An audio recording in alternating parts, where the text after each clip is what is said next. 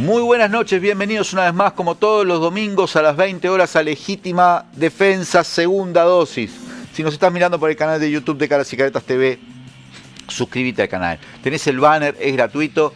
Estamos en 40 y pico de miles de suscriptores y queremos llegar a 50.000 antes de terminar el año. Así que necesitamos que si no te has suscrito, te suscribas, activas la campanita de notificaciones para que te avise cada vez que estamos emitiendo y además puedes hacer todos los comentarios que quieras en el chat o en el perfil de comentarios. En el chat además puedes hacer donaciones, nos vienen muy bien, pero nos viene mucho mejor que te hagas socio o socia de la comunidad de Caras y Caretas si todavía no sos socio o socia, o si lo fuiste pero dejaste de serlo porque se te venció la tarjeta con la que lo hacías, por mil motivos. Bueno, te haces socio de nuevo en ese QR, vas con tu celular, apuntás ahí, vas al QR que te lleva a la página web de Caras y Caretas, a la pestaña de socios, y eso ayuda muchísimo. Es lo que financia finalmente todas estas propuestas de comunicación. Saludamos a todos los que nos miran por la fanpage de Facebook de Caras y Caretas. Compartan en su perfil, hagan los comentarios que desean, elijan reacciones entre las que Facebook ofrece. A todos los que nos miran por las pantallas de DirecTV en UCL, canal 195 de DirecTV, también en Cablevisión, canal 2, y en Flow, canal 2. Y por supuesto, a todos esos uruguayos y uruguayas que nos miran desde todos los rincones del mundo, la diáspora, que no tiene la posibilidad de votar, pero por cuyo derecho estamos bregando permanentemente, y hay también extranjeros que nos acompañan y nos mandan mensajes, nos escriben, y hasta algunos se han hecho socios de nuestra comunidad. En la noche de hoy vamos a entrevistar a varias personas sobre diferentes temas. Primero vamos a hablar con nuestro querido colega Ricardo Pose, colega de esta casa, de Caras y Caretas, sobre este tema de la compra de las lanchas OPV, que en algún momento Javier García impulsó con mucho énfasis para la compra, un astillero del País Vasco, muy discutido.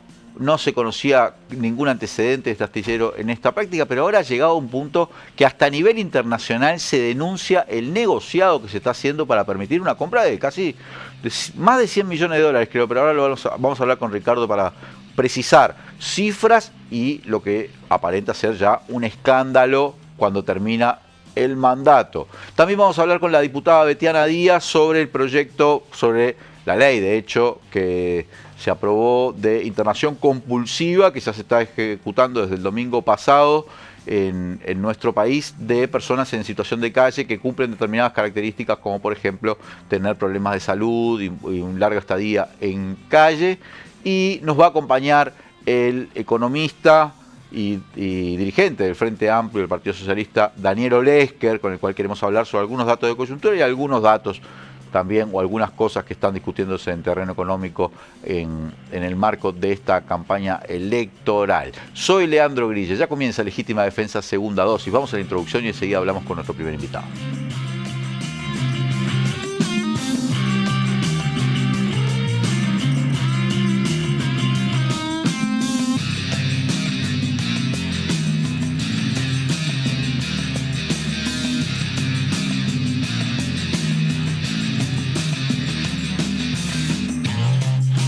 Volvemos con Legítima Defensa, segunda dosis. Gracias a todos y todas los que están ahí, los que están sumando, los que están poniendo like, los que están haciendo comentarios. Muchas gracias. Ya tenemos el placer de recibir a Ricardo Pose. ¿Cómo te va, Ricardo? Muy bien, Leandro y equipo. Bueno, buenas noches. Aquí estamos una vez más. Sí, pero ahora pasando de un tema duro, como es el tema de que vos investigás muchas veces adentro de las Fuerzas Armadas, investigación vaya si necesaria y que ha motivado incluso una cantidad enorme de amenazas. Hace poco estuvo también el intendente de Canelones, Marcelo Metediera, que también ha sido víctima de amenazas del mismo grupo que en tu caso y en el caso de tu familia. Pero ahora vamos a otro tema, aunque también en la órbita del Ministerio de Defensa, porque es el tema de la compra de las lanchas OPV.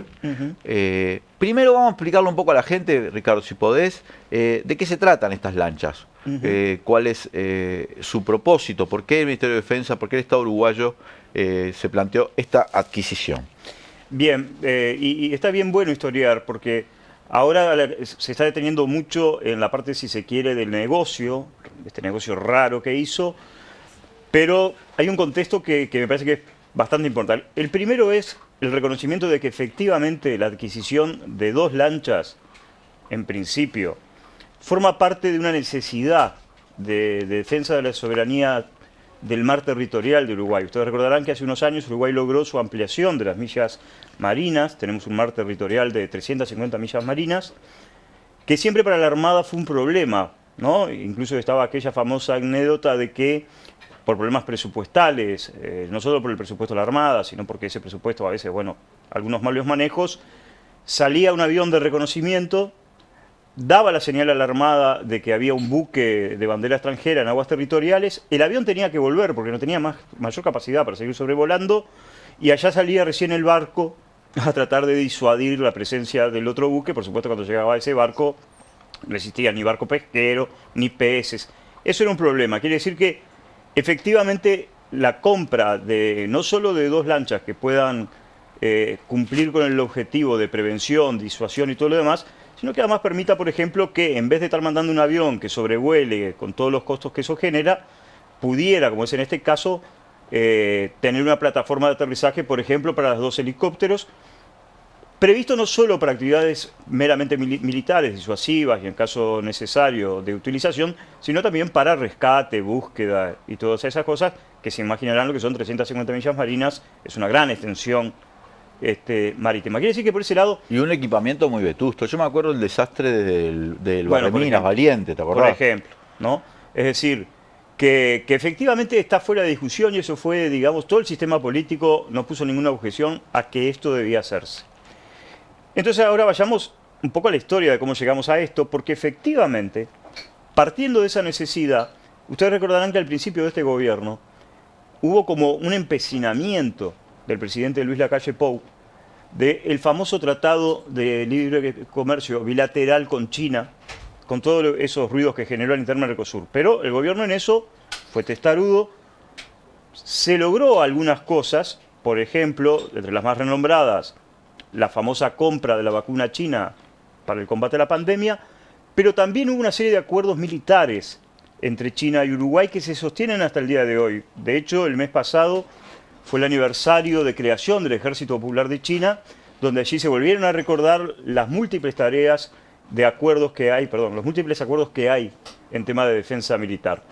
Y entre eso estaba la compra de estas 2 lanchas, que se empezó a negociar con una importante, tal vez la más importante empresa de construcción de buques militares de China,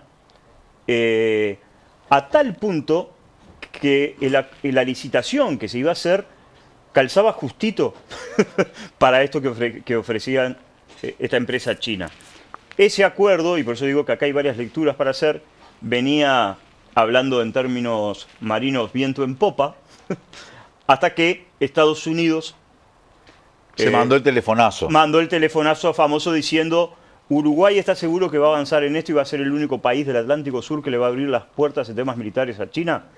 Bueno, ahí empezó toda una serie de marcha atrás nuevita, como decimos por allá por mi barrio. A China le cayó muy mal porque en realidad se enteró sobre tablas que el acuerdo no salía cuando ya tenía todo pronto. Y acá empiezan las cosas que empiezan a hacer ruido. El primero de ellos es que al propio actual comandante en jefe de la Armada, Jorge Wilson,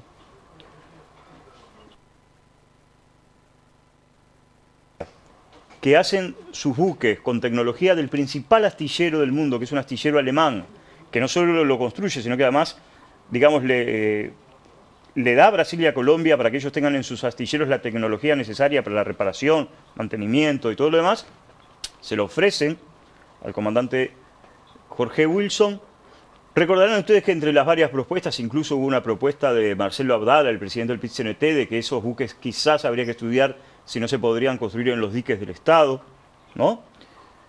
Y Jorge Wilson de alguna manera ya tenía encima de la mesa esta propuesta traída por un retirado, un aviador naval de nombre Gerardo Moreira, más conocido en la interna como el Gerardo Bocha Moreira, que él en realidad es representante de varios astilleros, también del astillero alemán, pero también de varios astilleritos chicos, entre ellos este de Cardama. Que te haga una pausa, porque en realidad el astillero Cardama, si bien ahora está sonando mucho, no es nuevo en el radar de Uruguay. En el gobierno de Mujica, por allí por el año 2012, la Armada se planteó la necesidad de de la necesidad de un buque científico para la Antártida. ¿Está bien? Y, o casualidad, este astillero tenía un buque que podía cumplir con esas características y allá salió una delegación rumbo a la ciudad de Vigo a visitar este astillero de Cardama y llegaron a la conclusión que con ese astillero, que en realidad es cierto que es un astillero familiar, que desde 1900 tiene presencia en el mundo de los astilleros, pero solo dedicado a la construcción de buques para pesca. O sea que ni siquiera está en condiciones de poder hacer este buque científico que se necesitaba, por lo cual eso quedó en la nada. Acá viene el otro elemento. Pero sí que llegaron y vieron que era una cosa Dijeron, no, muy sí, precaria, claro, muy precaria. No tienen condiciones. Era para como pegar esto. un tallercito, medio artesanal, capaz. Medio artesanal, pero además con esto que en su momento es el otro elemento que llama la atención. Cuando uno ve la rata por los listones, dice, ¿eh? Sí, como el cuento de Onetti, del astillero, una cosa así más o menos. Ahí está. Pero algo que hicieron los gobiernos frente amplistas y que es el otro elemento que llama la atención con esta compra, es que a nadie se le ocurría, por los plazos de construcción y de entrega, hacer un acuerdo que en realidad quedara para el próximo gobierno. Porque en realidad, entre las varias luces amarillas que se están prendiendo ahora, es que pase lo que pase con estas dos famosas lanchas, este clavo queda para el gobierno que viene, ¿no? Sea del signo que sea. Y ahí hay un problema, además de gestión del sistema político. Lo cierto es que, bueno, Gerardo Moreira, este militar retirado, logra convencer a Rivera Elgue y a Javier García de lo bueno que era este negocio, por lo único que hasta ahora han logrado confirmar. De todos los ítems que no se han cumplido, el único que se cumple es que es la única oferta que se puso arriba de la mesa donde por el valor de una lancha se construyen dos. Cosa que debería haber llamado poderosamente la atención. ¿Por qué tan barato? Bueno, esto en julio del año pasado, el ministro Javier García anuncia con bombos y platillos que efectivamente Uruguay había logrado un acuerdo para la construcción de estas dos lanchas y desde allí, tanto desde la propia Armada como de todo el mundo marino, sobre todo de España, empiezan a advertir de que se estaba haciendo un negociado con un astillero que estaba en quiebra, que estaba atravesando una brutal crisis financiera y que además, un elemento nada menor, no tenía experiencia en construcción de buques de tipo militar, ¿no? Bueno, por supuesto que esas advertencias no fueron tomadas en cuenta. Algo raro que también pasó es que el contrato se declaró reservado, recién hace poco a instancias de la Comisión de Defensa del Senado se conoce este contrato de 40 páginas, que el contrato además genera mucho más preocupaciones. Lo cierto es que al día de hoy el astillero no consigue los avales que necesita para poder empezar con la construcción. En diciembre del 2023 el astillero tenía 60 días para dar señales de que había conseguido la plata. En diciembre del 2023, un elemento que no hizo mucho ruido, pero que no era menor, era que para que el astillero pudiera empezar con la construcción de estas lanchas tenía que obtener los planos de construcción, porque esto no es que se ponen a clavar cosas, ¿no? Bueno, el plano de construcción sale cerca de $1 millón. ¿Y el astillero? El astillero no lo había podido comprar todavía. La primera lancha de las dos estaba prevista que venga en el primer semestre del 2025. Si hubieran empezado, efectivamente, en septiembre, octubre del año pasado. Estamos en agosto, septiembre de este año. Fíjense ustedes que ya los plazos son impensables que se cumplan. Pero acá, además, primer trimestre del 2025, no te hacen ni un baño. Porque yo sé, porque te dicen un mes, demoran 4. Menos te van a hacer un barco de estas características. Sí, y con problemas adicionales que tiene, porque en realidad acá hay como varias pruebas, me explicaba la gente de la Armada. Dice, recién cuando, digamos, boten con B larga la lanchita al agua, se va a poder recién ajustar todas las fallas técnicas que pueda tener. Y ahí es donde viene la preocupación cuando ahora se conoce el contrato. Porque en el contrato no queda claramente establecido, sobre todo, recuerden ustedes que estamos hablando de una lancha que va a estar en alta mar y en el que está previsto que por lo menos aterrice un helicóptero. La tecnología que debería tener estas lanchas y la capacidad de los motores no quedan claras en el contrato. En realidad en el contrato, por ejemplo, dice estas lanchas van a contar con una tecnología de un motor Caterpillar ¿no? Y da las definiciones técnicas o parecido. Pero además en el contrato empiezan a aparecer otras preocupaciones. Por ejemplo, la Armada pidió que para poder cumplir con su tarea, las lanchas tengan una velocidad de 23 nudos. O parecida. O parecida. En realidad, cuando Cardama aparece le dice, no, tranquilos, porque va a ser lanchas que tienen capacidad operativa de 24 nudos. Ahora mandaron decir que en realidad van a tener 22. Y van a tener 22 siempre y cuando el motor sea el que ellos dicen que va a tener. Si aparece otro motor, que ese es un problema, porque, a ver, van a construir el chasis, ¿no? Como toda cosa de física, ese chasis lo mueve determinado motor, ¿no? Es decir, que la gente ya sabe cuando vas a construir una nave o un vehículo, determinadas características del motor que le vas a poner, ¿no? En este caso, la colocación de cualquier otro motor puede ir, digamos, desajustado a lo que es el chasis total, y eso puede hacer perder calidad de navegación, estabilidad de navegación, y además de una lancha que tiene que cumplir fines militares, ¿no? Porque usted también se acordarán la famosa anécdota aquella, de aquel famoso buque pesquero que entró, que la lancha de la Armada Nacional lo estuvo corriendo 5 días de atrás y nunca lo alcanzó. Podemos estar ante un escenario de eso, y además en un negocio que, repito, ronda cerca de los 100 millones de dólares. O parecido.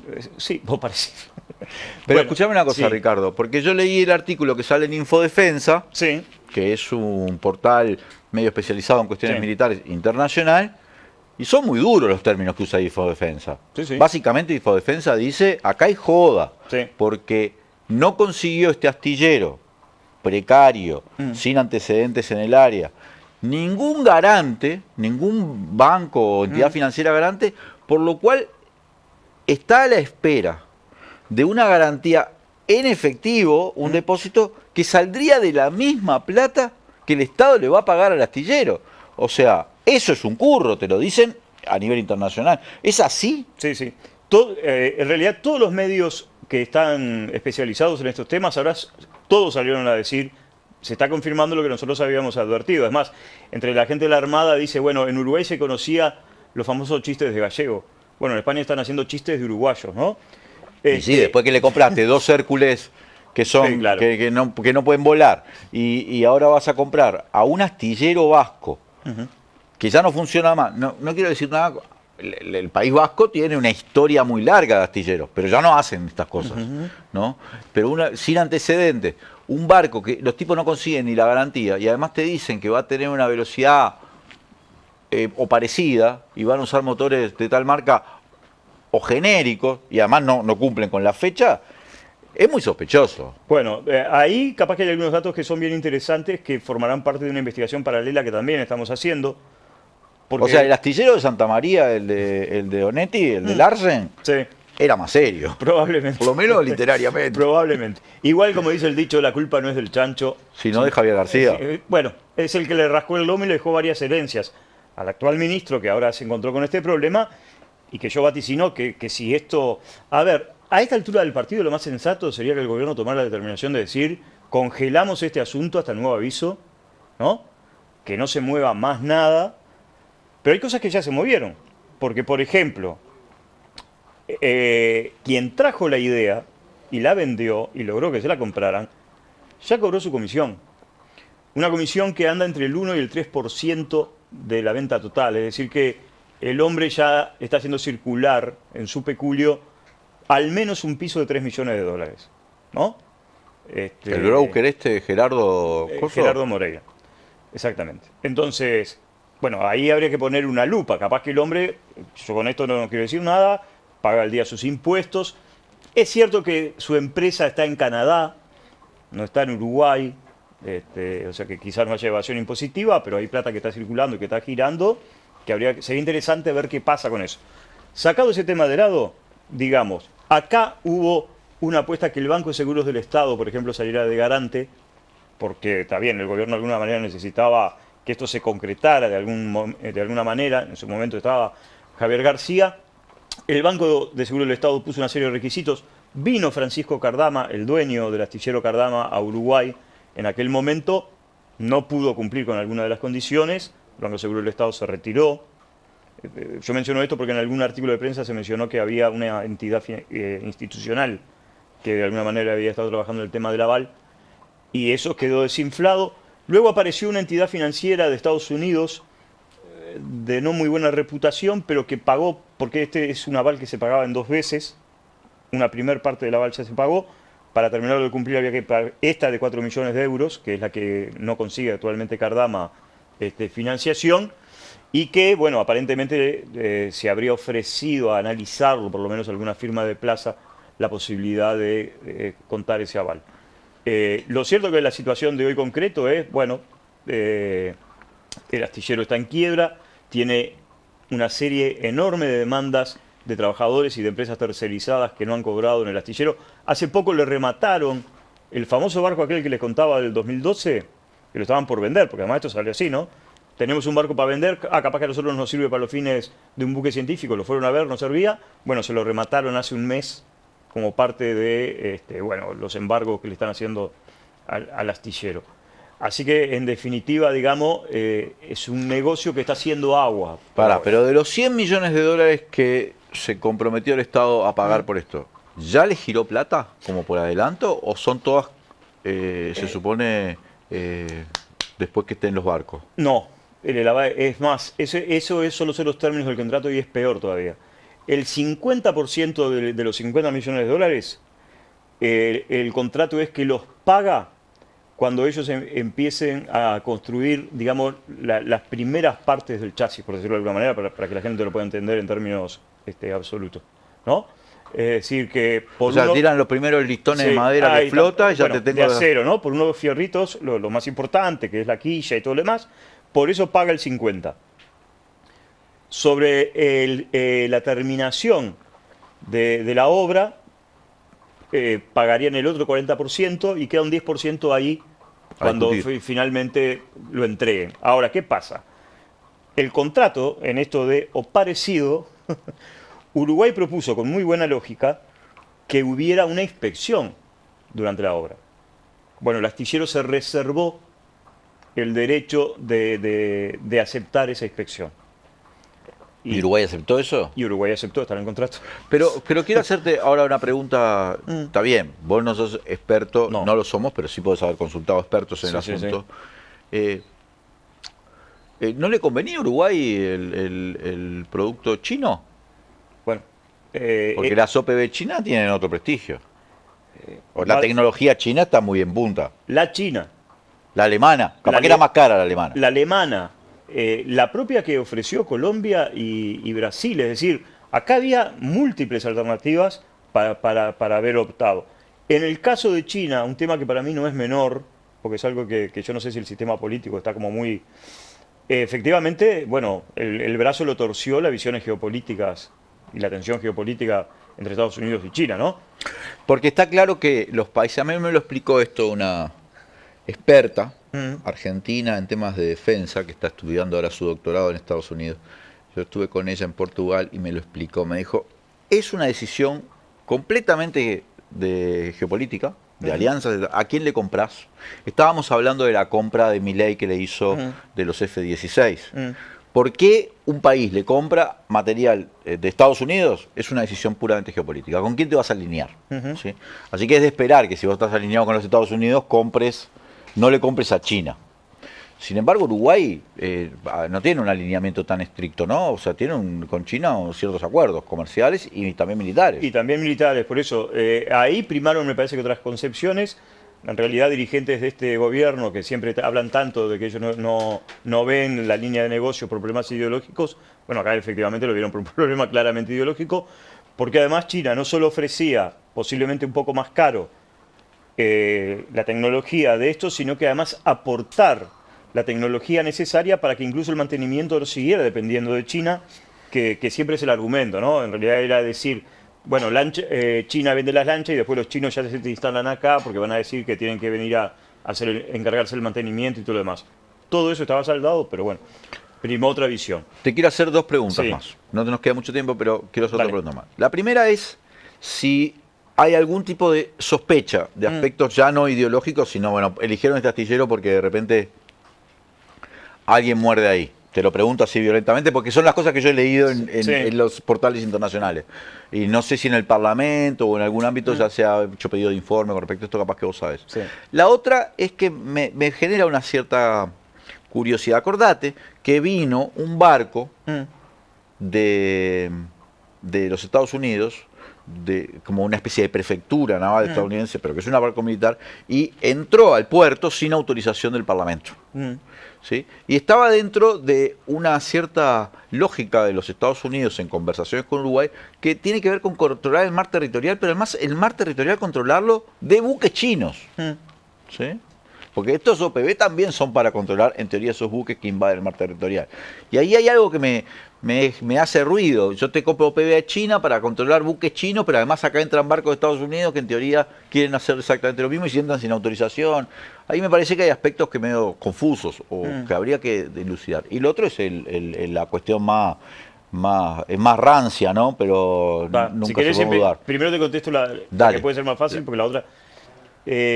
la primera efectivamente es así. Esto es una clara, pura y dura lucha geopolítica donde Estados Unidos se quiere asegurar en todo el Atlántico Sur que la presencia de China quede lo más disminuida posible, porque también es consciente que China anda con un empuje de inversiones y de posibilidades que si uno hiciera el listado de los acuerdos militares que Uruguay tiene con China, esto es un elemento más, ¿no? Con lo cual, pero bueno, está bien, es la geopolítica pura y dura, futuro problema para el futuro ministro de Relaciones. En el otro tema, nuestras fuentes de la Armada, ya en julio, y perdonen que reitere esto, Gerardo Moreira, militar de la Armada Naval retirado, con una empresa financiera y de representación de los astilleros, le va a ofrecer el proyecto a Rivera Elgue y a Javier García. Pero ingresa por Rivera Elgue porque además... ya me es el cruzamiento de todos los... Gerardo Moreira, por supuesto... cercano a Cabildo. Sí, ferviente impulsor de Cabildo Abierto en aquel momento. Pero Rivera Elgue y el ministro no tenían mala relación. La plata, como decía el famoso verso de Manrique, Don Dinero... Poderoso caballero. Poderoso caballero. Mucha gente de la Armada tiene la sospecha, y nosotros esto lo escribí blanco sobre negro, así que me hago responsable. Es cierto que habría que demostrarlo. Por eso hubiera sido interesante que la ley de financiamiento... ¿Qué te va a hacer una amenaza más, vos? No, yo qué sé. Lo cierto es que lo que me dicen de esos 3 millones de dólares que les comentaba hoy, ¿se acuerdan? ¿La comisión? Sí.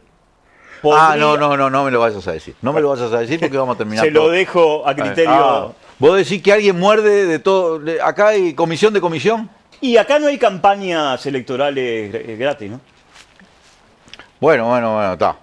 Estaba entre los barcos que votaban con B larga y ahora nos pasamos a los votos con B corta. Y todo se relaciona. Gracias, Ricardo Pose, por por habernos hablado. Siempre Ricardo, además de ser muy claro y tiene mucha información, además es ilustrativo y viene acá con Manrique, con Onetti. No te deja rubro sin cubrir. Vamos a un corte, enseguida volvemos con más Legítima Defensa, segunda dosis.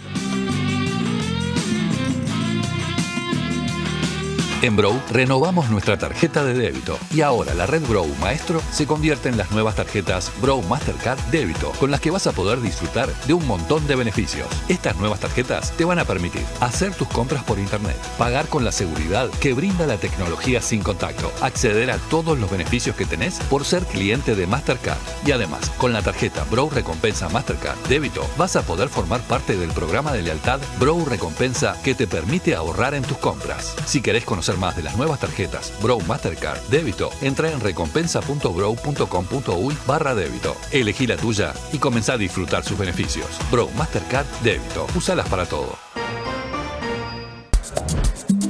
En Uruguay desde siempre está Caribe con K. Salís a comer y está Caribe con K.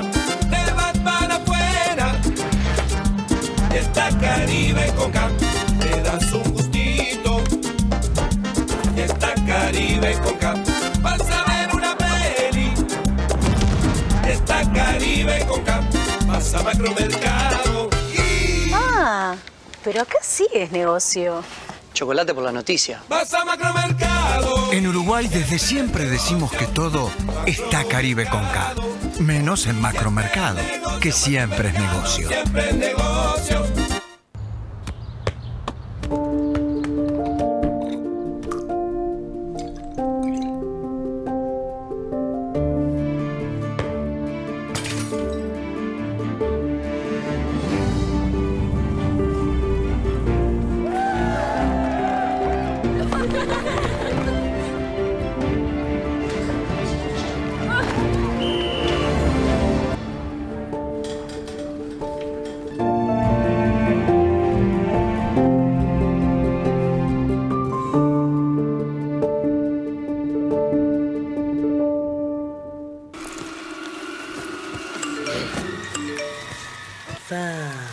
A mamá se le complicó para darnos la llave mañana. Uy, ¿cómo hacemos? Lo que parecía simple, hoy es un misterio sin resolver. ¿Quién sos? Soy Guillermo Locker. Ah, entonces sos como un locker que resuelve misterios. Exacto, y vengo a resolver el misterio de la llave. Pedile a tu madre que te las deje en uno de los lockers de Hábitat. Recibís un código y vos las vas a buscar cuando puedas. Ah, y también me sirve para todas mis compritas de internet. Lo entendiste a la perfección. ¡Me vuelvo locker! ¿Dónde está? Se fue sin saludar. Eso es un nuevo misterio.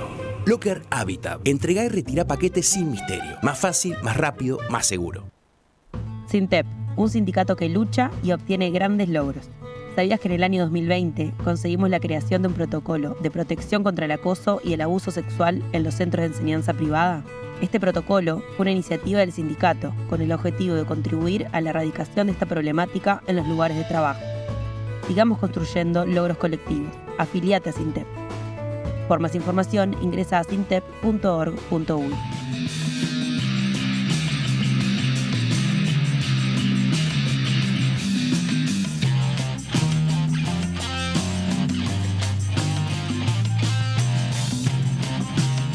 Volvemos con Legítima Defensa, segunda dosis. Gracias a todos y todas los que nos acompañan. Sigan poniendo likes, sigan suscribiéndose, haciéndose socios, haciendo comentarios. Bueno, todo eso que les digo todo el tiempo y que voy a seguir haciendo más.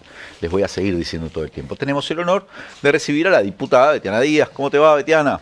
Muy bien, Leandro. Muchas gracias por la invitación. Ahora no voy a decir de las huestes del Pepe, sino que voy a decir las huestes de Blanca. Las huestes de Blanca y de Pepe y Lucía. Pero hubo mucho movimiento estos días, ¿no? No. Y además dice Pepe que tiene otra carta más. Yo estoy esperando, de repente me parece. Créele, porque yo siempre le creo. Sabemos tú que sabes que yo le creo mucho y Pepe lo que lo tiene es quiero que mucho. logra sorprender. Pero no, a mí no me sorprende nada. Ya se aparece Luis Suárez al Senado y ya está. Rompemos todo, no hay ni elecciones. Suspéndanlo, van a decir la gente. Dejó la vara alta. Dejó la vara, ¿no? la dejó alta. Betiana, vamos a hablar también en este bloque un poquito de la campaña, pero primero quiero, el motivo por el cual te invitamos, que tiene que ver con la aplicación, con la aprobación y aplicación a partir del domingo de la semana pasada, comenzó la aplicación de esta ley de internación compulsiva de personas en situación de calle que además cumplen con otros requisitos como estar en crisis o tener enfermedades de larga duración, en fin, no sé. Esto implica un salto cualitativo en relación con la ley de faltas, ¿no? Con lo que se había aprobado durante el periodo del Frente Amplio. ¿Qué opinión tienen con respecto a esto? Bueno, en primer lugar decir que esta herramienta de internación compulsiva, cuando hay riesgos sobre la vida de las personas que están en situación de calle, no es una herramienta nueva. Esto surge, para recordar un poquito, en el gobierno de Mujica, después de una muerte en calle, en una ola de frío, que también, bueno, generó mucha controversia, y una de las respuestas es esta, ¿no? Bueno, la compulsividad cuando hay riesgo de vida para las personas, que es cuando hay que aplicarla. Es decir, en una ola de frío, cuando hay riesgos sobre la vida con una evaluación médica. El tema concreto ahí es que muchas veces las personas no quieren salir de la calle, no quieren ser conducidas a un refugio, Y además, en este momento lo que vemos es que hay un crecimiento muy fuerte en este gobierno, aumentó un 50% casi la población en calle, con algunas otras Por características. lo menos, porque no hubo censo la última vez. Sí, hasta el año pasado había aumentado un 48%. Básicamente esto está concentrado en el área metropolitana. Es un fenómeno que se ha extendido incluso a departamentos donde nunca hubo situación de calle. Y lo que encontramos también es que, bueno, está generando muchos problemas de convivencia con un gobierno que no ha logrado dar respuestas, ¿no?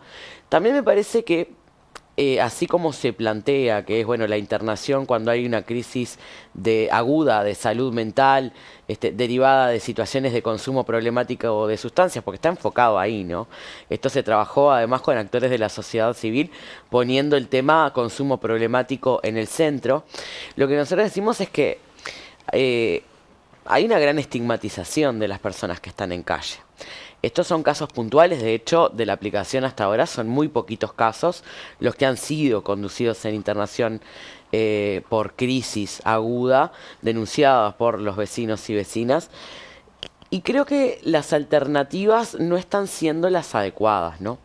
Cuando uno habla con la mayoría de las personas que están en calle, la respuesta es que están en calle o porque se quedaron afuera de un refugio sin cupos, o porque no sienten que los refugios sean lugares seguros, ¿no?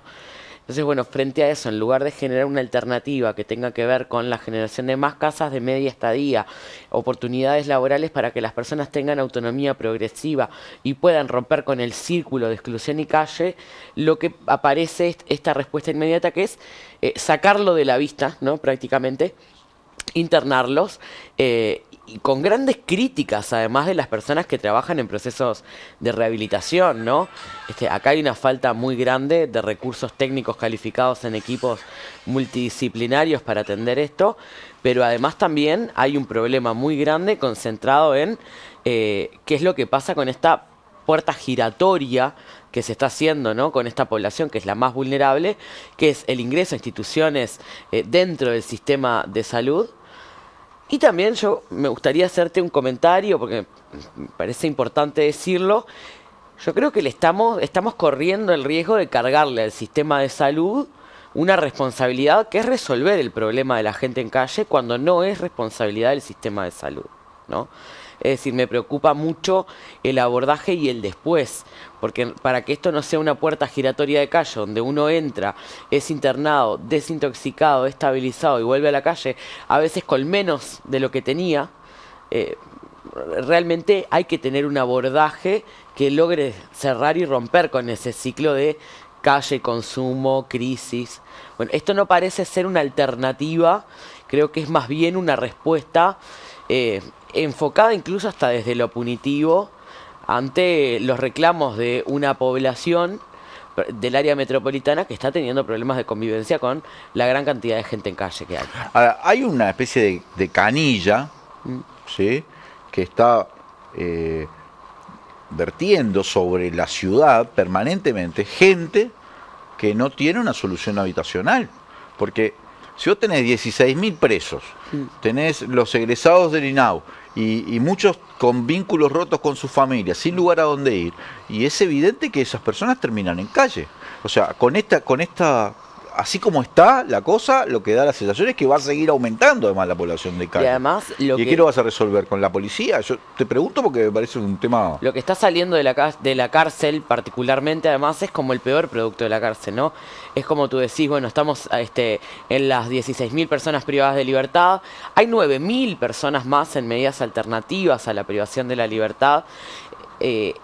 Claramente la DINALI no alcanza a cubrir lo que es el pregreso para las mejores condiciones, para la revinculación familiar y tampoco para generar oportunidades laborales, ¿no? Entonces es muy difícil que si nosotros no mejoramos la respuesta que hay, por ejemplo, desde los refugios, hay algunas casas de media estadía, pero claramente son muy pocas para el objetivo que se plantea esto. Por eso decimos, el objetivo de esto no es la rehabilitación de las personas como se le ha planteado incluso a familiares de personas adictas que terminan en situación de calle. Esto no es un paso para la rehabilitación, esto es un paso que el único objetivo que tiene es sacar a las personas de la calle cuando están en una crisis. Me parece que es importante hablar de eso también y que tiene diferentes orígenes. Como tú bien decías, bueno, el empobrecimiento de la sociedad uruguaya, ¿no? El 95% de los hogares hoy tiene menos capacidad de compra que en el año 2019. Eso habla de que con más empleo tenemos más pobreza. Parece que no tuviera sentido. Ahora, cuando uno empieza a analizar qué es lo que pasa en esas realidades, adentro de esos datos de empleo, aparece que se movió un poquito, particularmente en el año 2023, la informalidad, que se crean más trabajos informales en detrimento de los puestos formales de empleo, que además tenemos 550.000, 25.000 pesistas, y esto, personas que ganan menos de 25.000 pesos. Es 25.000 pesos o menos, y en el menos hay mucha gente también, que cuando pasa el mes y va a cobrar, está bajo la línea de pobreza. Entonces tenemos un problema de precariedad en el empleo, de caída en el ingreso, de aumento de los precios, que generan un combo también bastante complejo para abordar. Por eso también las respuestas que nosotros pensamos para este tipo de problemáticas se abordan desde la integralidad, ¿no? Esto no se puede trabajar únicamente con lo que es la respuesta de refugios o casas de medio camino, sino que hay que rodear estas trayectorias, como tú bien decías, en el preegreso de la cárcel y del INISA, que es la población que hoy está en calle también, pero también quitando el estigma que tiene la población en calle, porque mucha de la gente es gente que ha salido incluso de pensiones porque no le da para pagar un cuarto de pensión. Betiana, si uno de los fundamentos, o el fundamento más importante que se utiliza es, bueno, vamos a actuar sobre personas que están viviendo una crisis, salud mental, una patología psiquiátrica, algo descompensado en calle, y a la vez tenés un pronunciamiento de la Sociedad de Psiquiatría diciéndote, este no es el camino, tenés un problema. Porque si no te pones de acuerdo con... Porque ¿quién va a atender a esas personas si no son los psiquiatras, las psiquiatras y los profesionales de la salud mental? Incluso nosotros cuando esto se votó en el Parlamento tuvimos grandes discusiones porque decimos, no están las condiciones materiales dadas para esto, ¿no? Es decir, la internación de las personas que están en crisis aguda. Hay un comunicado de NITEP, que es la organización que nuclea personas en calle que se han organizado en este tiempo particularmente, donde dicen, hoy no tenemos ni siquiera condiciones para la internación voluntaria. Cuando alguien está en calle y de repente tiene la suerte de poder tener un grupo que lo rodea en esta trayectoria de ir de la calle al refugio a la calle y quiere romper con el círculo del consumo, tiene que golpear puertas, tiene que consultar. Son meses de peregrinar por diferentes puertas del sistema y al final lo que consigue en la gran mayoría de las veces es una pequeña internación para desintoxicación y estabilización y después, más allá de eso, no hay nada, o sea que un poco se vuelve al mismo círculo, ¿no? Esto dicen las propias personas que están en calle. Lo dicen además los recursos técnicos calificados, como la Sociedad de Psiquiatría, y también lo dicen los médicos, porque cuando se construye un poco qué era lo que iba a pasar con la partida de salud mental, que tiene un gran componente de esto, porque yo creo que también hay un centro muy grande en el consumo problemático de sustancias, sobre todo en la asignación de la partida, en la creación, por ejemplo, de camas para la internación de agudos, de personas que tienen que estar en una larga estadía internados. Lo decían los médicos, ¿no? Bueno, nosotros tenemos que rodear esto de otras cosas que tienen que ver con equipos multidisciplinarios, talleres, que tengan un abordaje en territorio, porque, y lo decía el doctor Álvaro Villar cuando nos venía a presentar las propuestas de clínicas, que sí es como más, ¿no?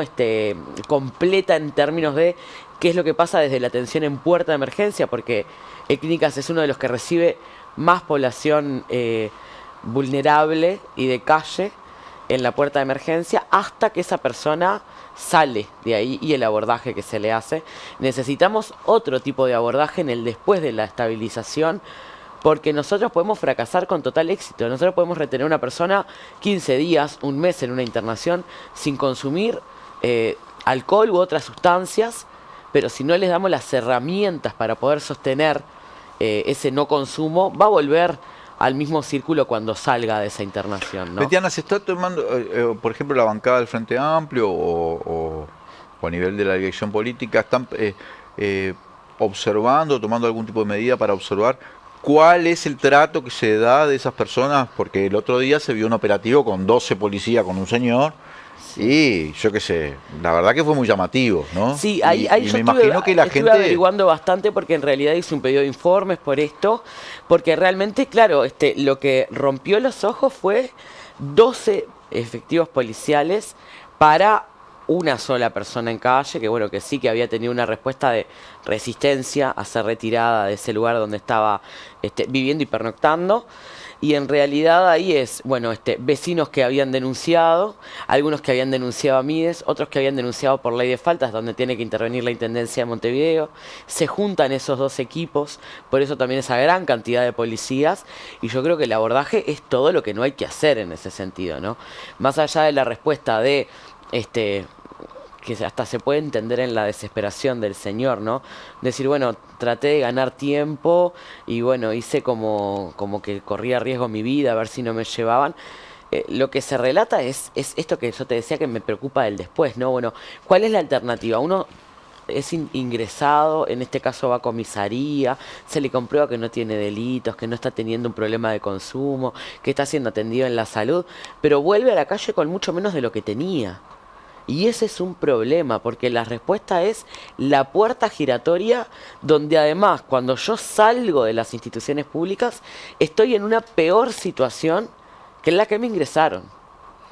Entonces, bueno, creo que lo que se necesitan son protocolos claros, porque estas situaciones, como bien te decía, ya se podían abordar. Si hay alguien que está corriendo riesgo su vida porque está en una crisis, porque está intentando autoeliminarse, porque está intoxicada, porque está en un coma, en calle, esas situaciones ya se podían abordar. Por eso Pero, es Betiana, como reabundar en herramientas que no dan respuestas efectivas tampoco.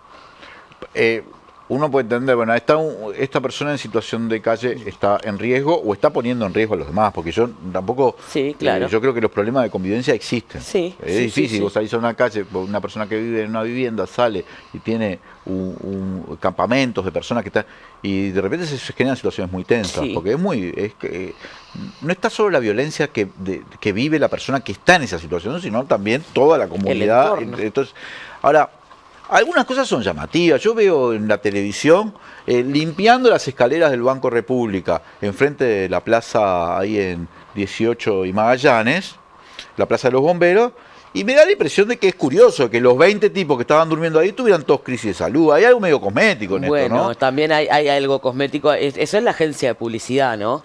Claramente. Okay, que tenían todos estos tenían... y yo te muestro después la televisión, mirá cómo limpié el banco, porque era esa limpieza se hace todos los días. Sí. Porque entre las cosas que sucede, sobre todo en el centro, en el área central de Montevideo, sobre 18 de julio, hay una gran concentración de personas durmiendo en calle.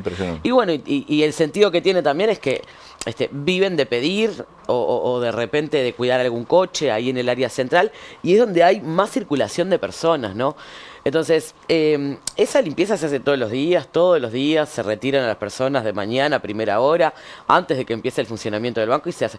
El problema no todos los días lo pasan en la tele. Se muestra en la tele, ¿no? Esa es la diferencia, por eso digo, eso es la agencia de publicidad, que no da una respuesta efectiva, que no mueve la aguja en términos de mejorar cuál es la situación de las personas que están en la calle, que no tiene un abordaje para decir, bueno, ¿cómo rompemos con esto? Pero te muestro que limpié la escalera, ¿no? Y mucha gente, la única conexión que tiene con esa realidad es a través de esa imagen que ve, y me parece que es terriblemente violenta, ¿no? Esta cosa de esconder esta pobreza y la peor cara de la pobreza, que es la como ahora París en los Juegos Olímpicos, estamos en esa onda. Bueno, no digo que lo vayan a sacar, porque eso es otra cosa. ¿A dónde lo llevan? Vos me dijiste, bueno, el hospital de clínica, eventualmente me imagino otros hospitales públicos. En el caso de que se quiera... Está previsto la internación de agudos, o por lo menos la inversión que se iba a hacer con la partida de salud mental para internación de agudos, estaba prevista en camas para clínicas y para el Pasteur, pero el Maciel también recibe por la cercanía que tiene con el centro.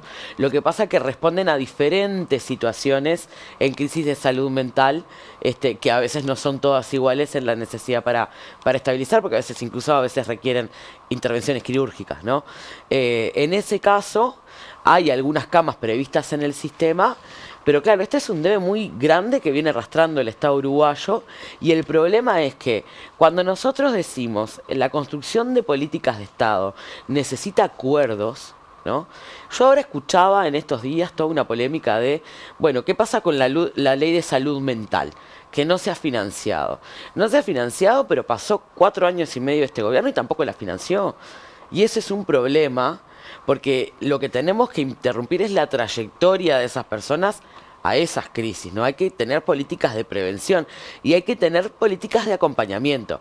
Y claramente para la derecha el acompañamiento es caro, y eso es lo que ha pasado con los programas de cercanía en territorio. Ah, sí, que te lo sustituyen por un bot de WhatsApp que te responde. También. Y te dice cómo criar a tus hijos. Es impresionante eso, lo del bot.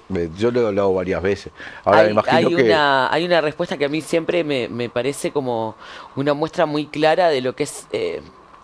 incluso no dudando de las intenciones, cómo es el desconocimiento de cómo vive la gente en pobreza, ¿no? Esto de generar la e-wallet en el celular, en el smartphone, para una persona que está en alta vulnerabilidad y ponerle la tu app ahí adentro y decirle que cuando hizo una changa tiene que depositar la plata ahí, que de repente la persona está, no sé, consiguió para cortar pasto, consiguió para hacer una limpieza, porque aparte estamos hablando de changuitas así, ¿no?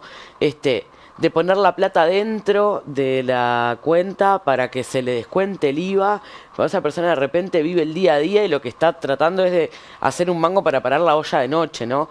Entonces, obviamente que está muy poco usada la herramienta de tu IVA, pero este tipo de respuestas también hablan del tipo de abordaje que se está haciendo, incluso de la política de transferencia, ¿no? Yo creo que estas situaciones son las que hay que rever. Betiana, una última, quizá no tenemos más tiempo. Hace pocos días, la semana pasada creo, o la anterior, estuvieron acá los compañeros y compañeras de UDMIDES. En realidad son los tercerizados por el MIDES, que son además los que ponen el cuerpo, con la gente en calle, en los hogares, y que muchos no estaban ni cobrando el salario. Sí, ¿no? hay algunas situaciones de partidas retrasadas, eso venimos monitoreándolo. Lo que pasa que, claro, como es un gran rubro que es pago a organizaciones de la sociedad civil sin fines de lucro, no podemos monitorear la partida, por organización. Entonces, pero son conscientes que hay algunos que no están cobrando un montón. Sí, conozco casos muy cercanos de gente que nos ha planteado esto.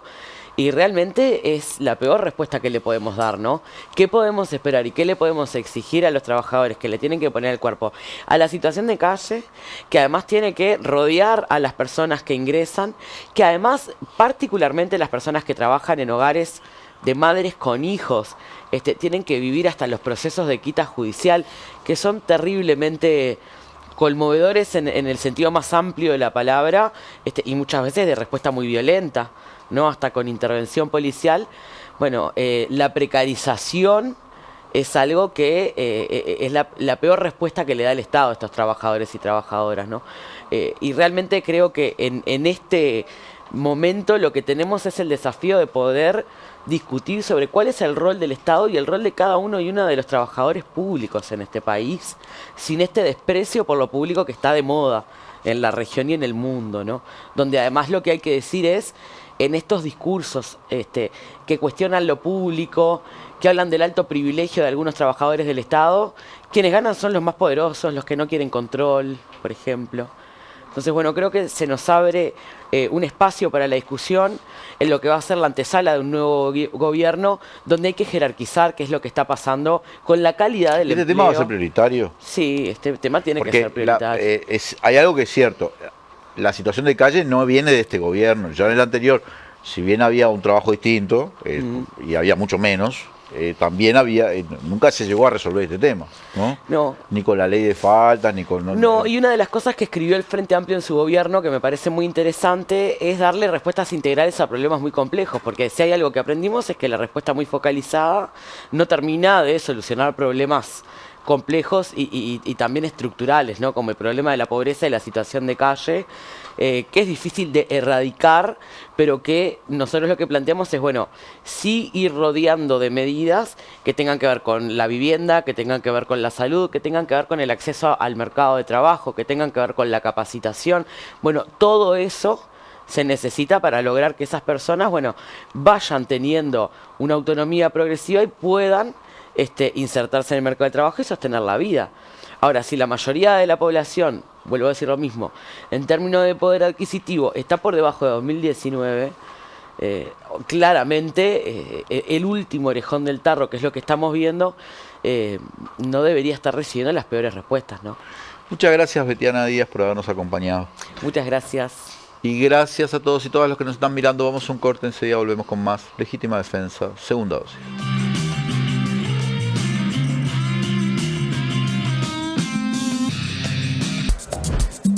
En Uruguay desde siempre está Caribe con K. Salís a comer y está Caribe con K. Te vas para afuera y está Caribe con K. Te das un gustito y está Caribe con K. Vas a ver una peli y está Caribe con K. Vas a Macromercado y... Ah, pero acá sí es negocio. Chocolate por la noticia. Vas a Macromercado. En Uruguay desde siempre decimos que todo está Caribe con K. Menos en Macromercado, que siempre es negocio. Siempre es negocio.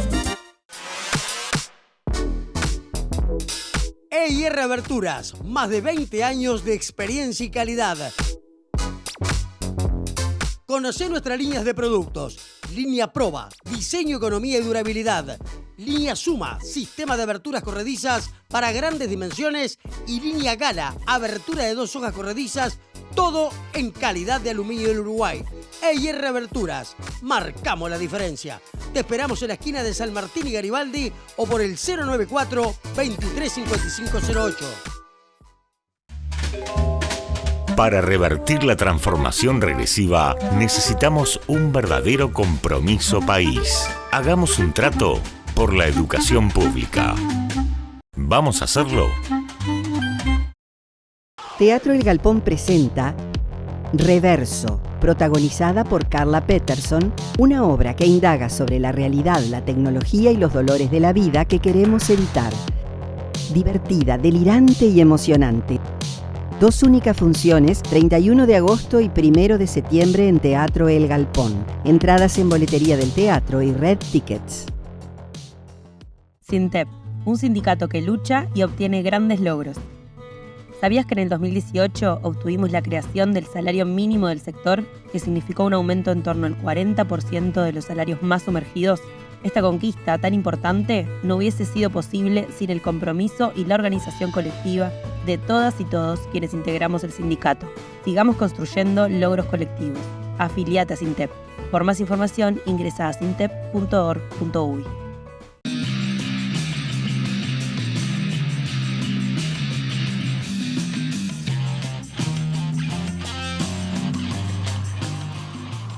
Volvemos con Legítima Defensa, segunda dosis. Gracias a todos y todas los que nos están acompañando. Sigan suscribiéndose. Queremos llegar a los 50.000 suscriptores este año y vamos 40 y no sé cuántos miles. Así que, si todavía no te suscribiste, suscríbete, que es gratuito. Ahí en el banner.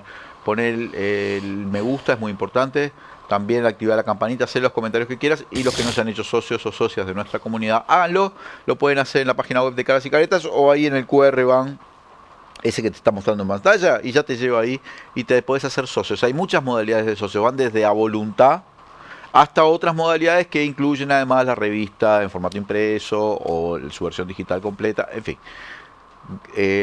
Los instamos a hacerlos a lo que no lo hayan hecho porque eso ayuda mucho al financiamiento de este proyecto. Tenemos el gusto de recibir una vez más a nuestro querido amigo y economista Daniel Olesker. ¿Cómo te va, Daniel? ¿Qué tal? ¿Cómo están? Un gusto, la verdad, como siempre, estar acá. Daniel, estamos en las últimas 8 semanas de campaña electoral hacia las elecciones de octubre.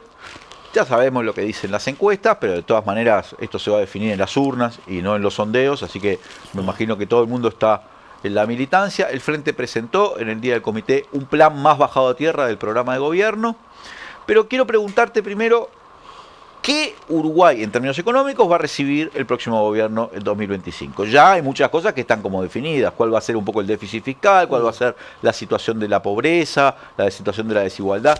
Quiero, así, didáctico como sos vos, que eso sirve mucho a la comprensión de la ciudadanía. Bueno, yo diría que podemos dividir la cosa en 3 partes.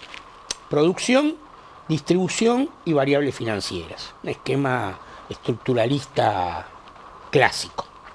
En términos productivos, vamos a recibir una economía en un orden de un 6, 7% más rica.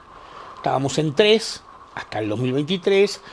Las estimaciones andan en que en el 2024 puede ser 3, 3,5, así que vamos a estar 6%. ¿80.000 millones de dólares de PBI, puede ser? Por ahí. Es un número. Sí, claro. ¿Te acordás que cuando se asumió en el 2005 eran 15.000? Eran 17.000 cuando asumimos, es verdad. El dólar es distinto, en fin, pero es un número muy relevante. A eso voy a ir. Es importante.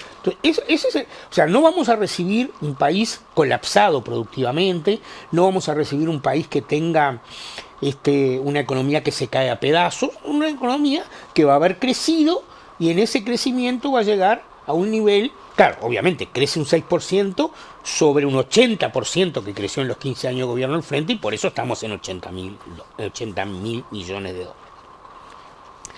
En términos distributivos, vamos a recibir una economía más desigual que la que había en 2019. Porque el salario real va a andar aproximadamente cerca del nivel que estaba en 2019, un poquito más, pero a su vez, lo que muestran los números es que el salario real de las ramas de actividad que tienen menos nivel salarial está más lejos de alcanzar el nivel del 2019 que las que tienen más alto nivel salarial. O sea, una desigualdad de la masa salarial respecto al capital, pero también intersalarial, una desigualdad salarial, digamos. Un poco eso muestran los datos del INE cuando dicen equiparación del salario o este crecimiento del salario real en relación con 2019, cuando uno mira más fino, el 80 perdió, o el 95, sí, algunos dicen. El 95 son los hogares, bueno, pero en ese entorno. Y eso también explica que la pobreza no haya tenido una baja significativa y que incluso haya crecido respecto a 2019, porque los salarios más bajos no tuvieron ese empuje hacia arriba, digamos, que tuvieron los salarios más bajos. O sea que vamos a recibir una economía más desigual, digamos, y con un núcleo duro, duro capaz que no es la palabra, con un núcleo vulnerable, un núcleo que está jodido, digamos, que tomando algunos estudios, incluso uno particularmente que hicieron Alina Machado y Andrea Vigorito en el 2018, pero yo hice unas mini actualizaciones medias mías, digamos, del orden del 40% de la población.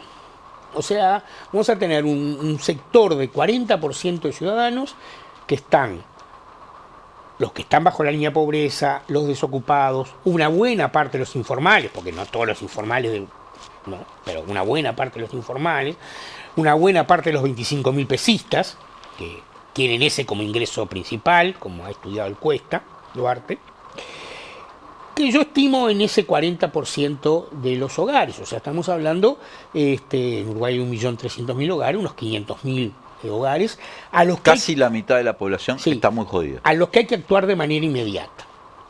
Y quiero expresamente reafirmar esto, porque con el primer punto y tu afirmación de que es un producto bueno, no podemos solo preocuparnos del 10% bajo la línea de pobreza.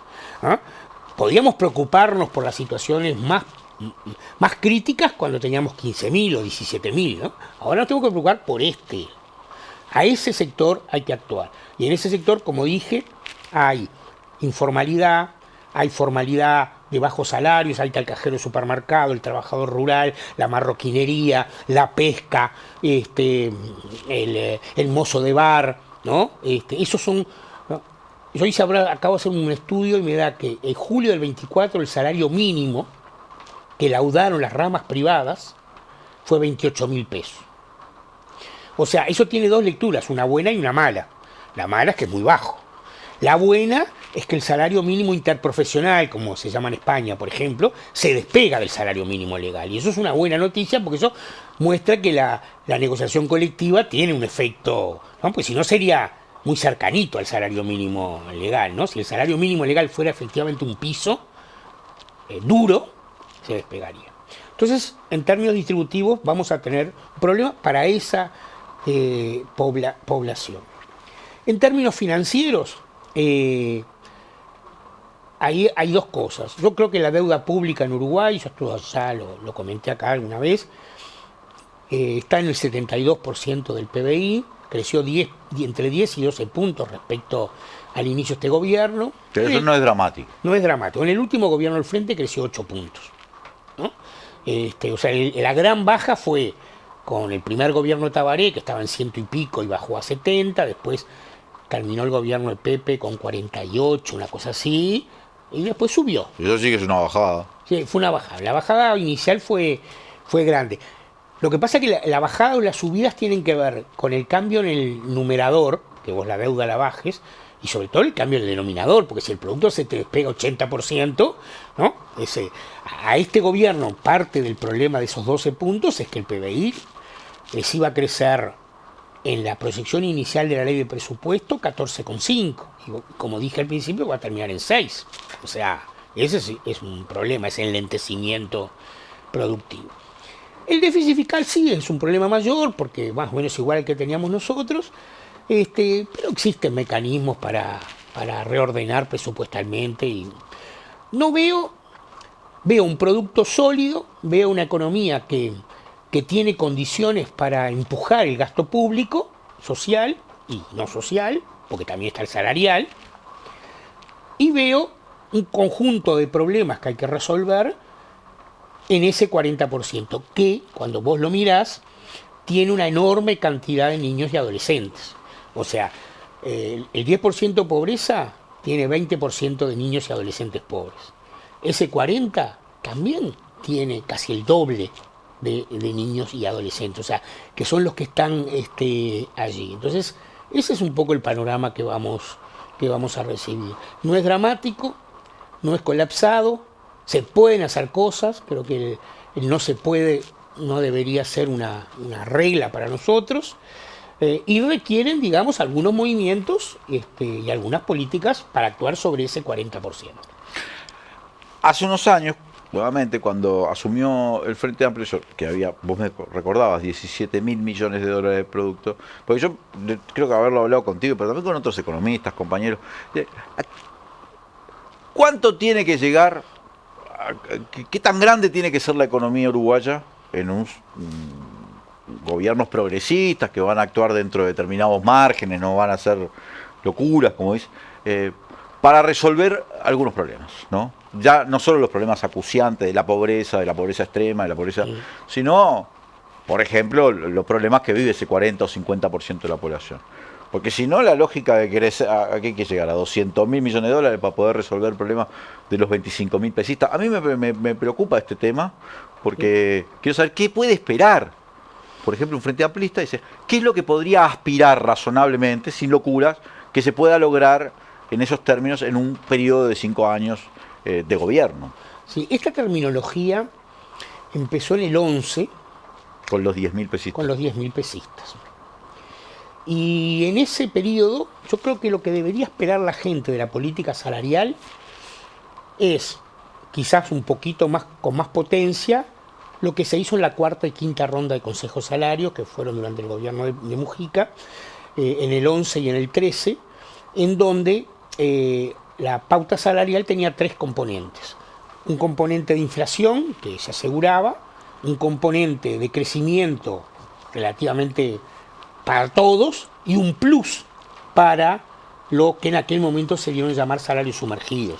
Yo siempre recuerdo el trabajo que se hizo con los cajeros de supermercados. Decían, bueno, tienen que llegar a 20.000 pesos. No me acuerdo ya hasta cómo estaban, ¿no? Igual están en 30 y algo nominales, ¿no? Pero y varios otros, bueno, los rurales, los domésticos, las domésticas. Entonces, yo creo que tienen que esperar eso, ¿no? Y eso tiene un componente básicamente político, de que vos en la negociación colectiva impongas ese criterio. Y eso también supone redistribución, porque probablemente el componente inflacionario esté en todos, el componente de crecimiento esté en la mayoría, pero el componente del plus, que tiene que ser el más potente, solo esté en algunos. Daniel, el PIT-CNT ha planteado desde el 1 de mayo, desde el año pasado por lo menos, la posibilidad de empezar a discutir la reducción de la jornada laboral. Encuesta Duarte ha investigado un poco este tema, incluso han mencionado experiencias internacionales. ¿Te parece una propuesta a discutir con seriedad, digo, con posibilidades de aplicación o de hacer pruebas experimentales, pilotos, en un próximo periodo? Sí, yo no creo en las pruebas piloto. O sea que para vos hay que aplicar o no. No, ahora voy a eso, espera. Yo no creo en las pruebas piloto. Creo en una ley marco y en negociaciones colectivas que las implementen. Eso implica que vos vas a implementar en algunos lugares y en otros no necesariamente al inicio, en unos más rápido, en otros más despacio. Pero no es que vos elegís, lo voy a hacer en 4 o 5 lugares. No, lo elige la negociación colectiva, lo eligen las condiciones que hay para hacerlo. Pero el marco te lo tiene que dar una ley. ¿Como hizo la FOEB, capaz? Bueno, la FOEB yo participé así bastante, incluso cuando se firmó, yo ya estaba en el gobierno, pero Richard me invitó ese es un ejemplo muy, muy claro, pero hay también ejemplos en la metalmecánica, hay ejemplos en la construcción, hay otros ejemplos. Entonces, pero hay que fijar una ley marco. La ley marco tiene que darse y sobre eso hay que tomar algunas orientaciones y después los plazos, los sectores, la manera en que se hace la reducción de la jornada, tiene que ver con cada rama de actividad.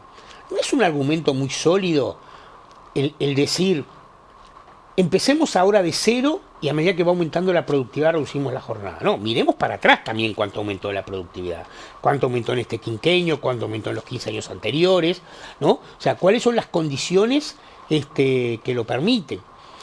Hay lugares, digamos, donde el nivel de ingresos puede permitirlo con más rapidez. Entonces yo creo que es una idea que debe formar parte del set de las políticas, porque ¿cuáles serían, digamos, o sea, el Frente Amplio con aquellos 17.000 millones de dólares no se preocupó solo por la emergencia. Al mismo tiempo que hizo la emergencia, hizo tres grandes reformas estructurales: la laboral, la tributaria y la sanitaria. Si vamos ahora a lo laboral, ¿cuáles deberían ser los grandes cambios? Yo creo que son esos dos: la reducción de la jornada como perspectiva, ¿no?, con una ley marco, y la desigualdad salarial actuando con fuertes estímulos a los salarios más bajos. Daniel, vos fuiste un alto jerarca en varios rubros, pero por ejemplo en las políticas sociales. Se ha dicho que el Frente, en el caso de que logre el gobierno ahora, va a reimpulsar aquel plan de cuidados que fue en algún momento, Tabaré lo había presentado como, quiero que sea el buque insignia, el tercer periodo del Frente Amplio. Pero que ha quedado y ha retrocedido, de hecho, en este periodo. Sí.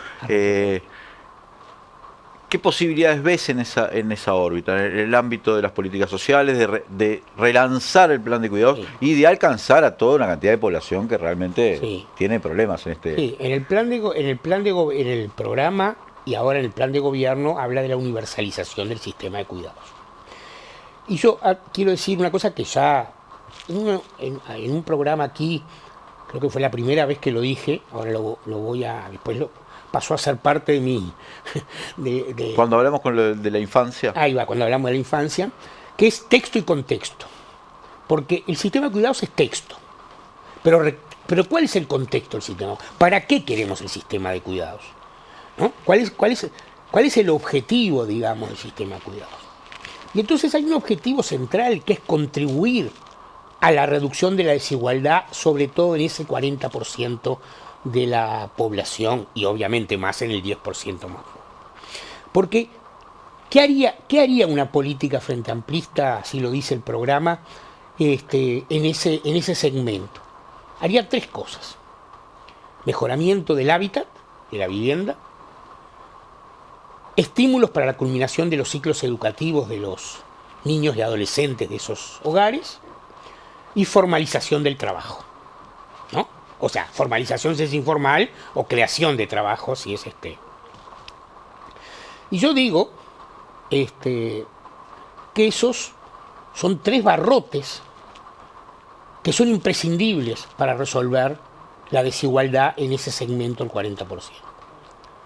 Igual lo digo por las dudas, que no quede claro, al principio, de manera inmediata, hay que hacer una mejora de las transferencias monetarias, una unificación de las transferencias. En eso Juan Pablo Labat ha trabajado mucho y tiene mucha idea, porque el banquito sobre el que se para la gente para mirar estas tres políticas universales tiene que ser un poquito más alto que lo que es ahora, digamos, ¿no? Mirar la cosa de...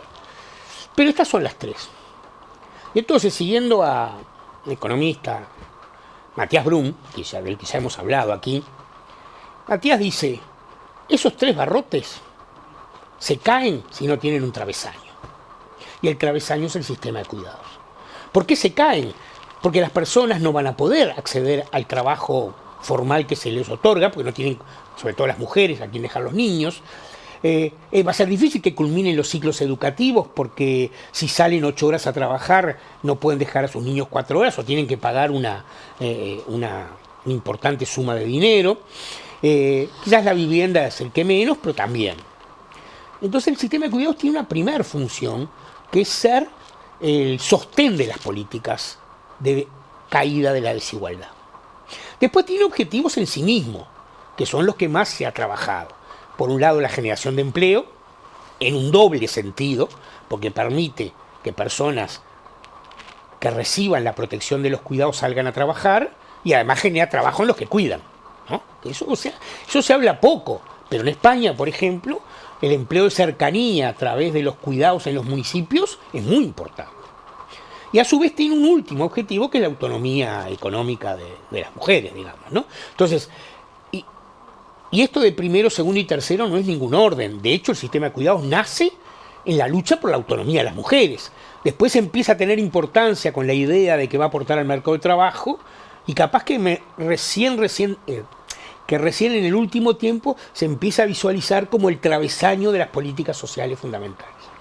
Daniel, también te tocó en su momento ser el máximo jerarca en el ámbito de salud pública, de la salud, en realidad. El Sistema Nacional Integrado de Salud, bueno, fue una de las grandes reformas en el gobierno de Tabaré. Me acuerdo que en tu propia gestión se fueron ampliando la cantidad de gente... Yo jubilado, básicamente. ¿no? Tiene problemas también, ¿no?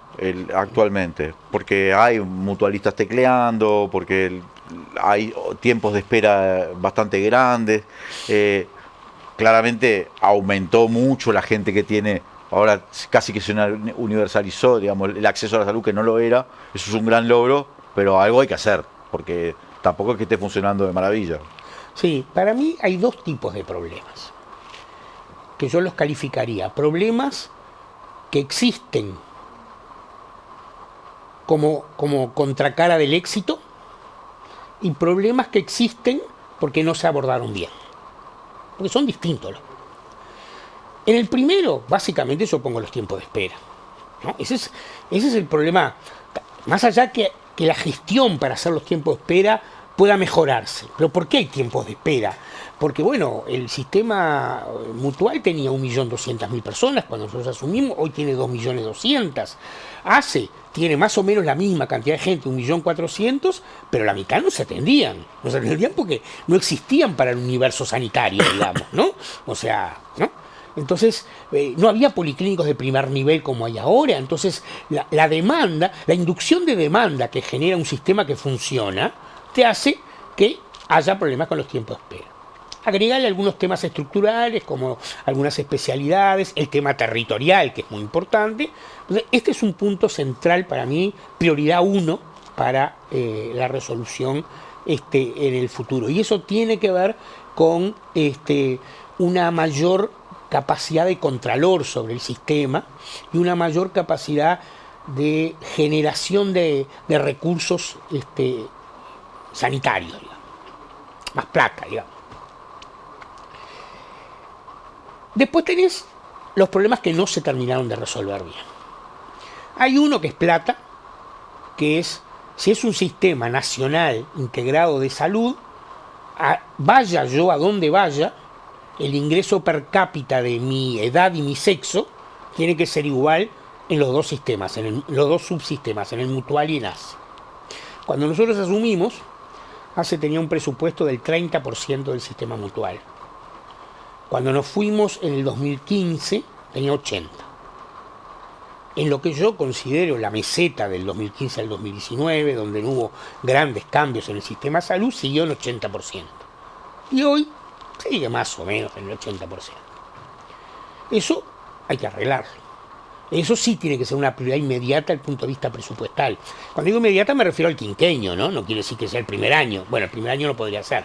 En todo caso, el segundo año, ¿no? Que es el primer año de presupuesto. Pero eso hay que resolver. Y el principal problema para mí, el problema central, es la complementación asistencial entre prestadores. Es un sistema que es muy bueno en la S, porque es un sistema. Es muy bueno en la N, porque es nacional. Es muy bueno en la S, porque es de salud y se atiende la salud como un fenómeno integral, pero es débil en la I de integrado. Hay poca integración entre prestadores de salud. Hay poca integración público-público, hay poca integración público-privado, hay poca integración privado-privado. ¿Qué significa esto para que la gente entienda? Hay ciudades de 8.000, 10.000 habitantes con 3 mutuales, con 3 prestadores, 2 mutuales y un ACE. Eso podría no ser un problema si hubiera una puerta de entrada única, que después que él entró se lo evaluó en un lugar único, camina hacia lo que necesite, y luego en la alta tecnología también vuelve, es como un embudo, ¿no? Así se abre y se vuelve a cerrar. No tiene sentido 3 puertas de entrada en Cardona, 3 puertas de entrada en varios lugares que las hay. Y eso el sistema no lo pudo resolver. Daniel, Yamandú Orsi, candidato a presidente por el Frente Amplio, ha dicho en varias oportunidades que él se asesora con varias personas, una de ellas vos, ¿no? Te dice con Daniel, también con Gabriel Odone, que está sonando como un eventual ministro de Economía. Las declaraciones, en algunas declaraciones que ha hecho Gabriel Odone, sobre todo en las últimas semanas, han suscitado críticas, incluso el propio presidente del Frente Amplio, Fernando Pereira, por ejemplo, el tema de la indexación, desindexar salarios o permitir los descuelgues de los consejos. ¿Qué te parece esto? Ya a esta altura te lo pregunto como dirigente además del Partido Socialista. 3 cosas sobre eso. No me lo esquives el tema este. No, 3 cosas. Claro. No lo voy a esquivar. Yo ya hablé sobre esto, ya me han preguntado sobre esto y he hablado. No, 3 cosas. La primera, no es un tema nuevo la desindexación salarial. El tercer gobierno del Frente propuso al PCNT en el Consejo Superior de Salarios, en la 6ª ronda de consejos salarios, desindexar los salarios. O sea que en el Frente ya hay, no está en el programa, está claro, no está en el programa, Fernando fue clarito en esto, no está en el programa, pero en el 2015 esto se planteó. ¿Y por qué no salió? Porque en el Consejo Superior de Salarios el PCNT dijo, esto no va. Yo estaba en el Cuesta en ese momento, había vuelto del gobierno al Cuesta. Primera cosa. Segunda cosa, yo estoy en desacuerdo con la desindexación. Y estoy en desacuerdo mucho más que por un problema teórico ideológico, por un problema práctico. Porque en Noruega hay desindexación de salarios. Pero hace añares que la inflación es 2% anual, no se mueve, no hay ninguna tensión inflacionaria y nadie le cambia porque el correctivo sea más tarde o más temprano. Nada. En Uruguay, el cambio de los correctivos hasta el final del periodo significa pérdidas muy importantes, porque la inflación ahora ha bajado, pero estamos en el entorno del 6-7%, bajamos a 4,5%, las consultoras dicen que va a volver a 5,5 o 6 en el año que viene. Entonces no hay una estabilidad de precios, o sea, no hay contexto para la desinflación, punto 1. Pero tampoco hay contexto porque los salarios estén consolidados como un poder de compra real de los trabajadores, ¿no? O sea, estamos hablando que hay 500.000, 25.000 pesistas, ¿no? Hasta que no haya estas dos condiciones de la inflación perdurable a la baja y salarios donde nadie les cueste llegar a fin de mes por razones valederas, ¿no? Porque obviamente a alguien que gana 500.000 pesos también le puede costar llegar a fin de mes porque tendrá, ¿no?, otras Y quiero decir sobre este segundo punto que en su nota que yo leí de Gabriel Odone, él dice eso. Dice, quizás para los salarios más, quizás no, para los salarios más bajos es probable que no se pueda aplicar este nuevo mecanismo. O sea que también entiende que hay un contexto en la aplicación de la desindexación.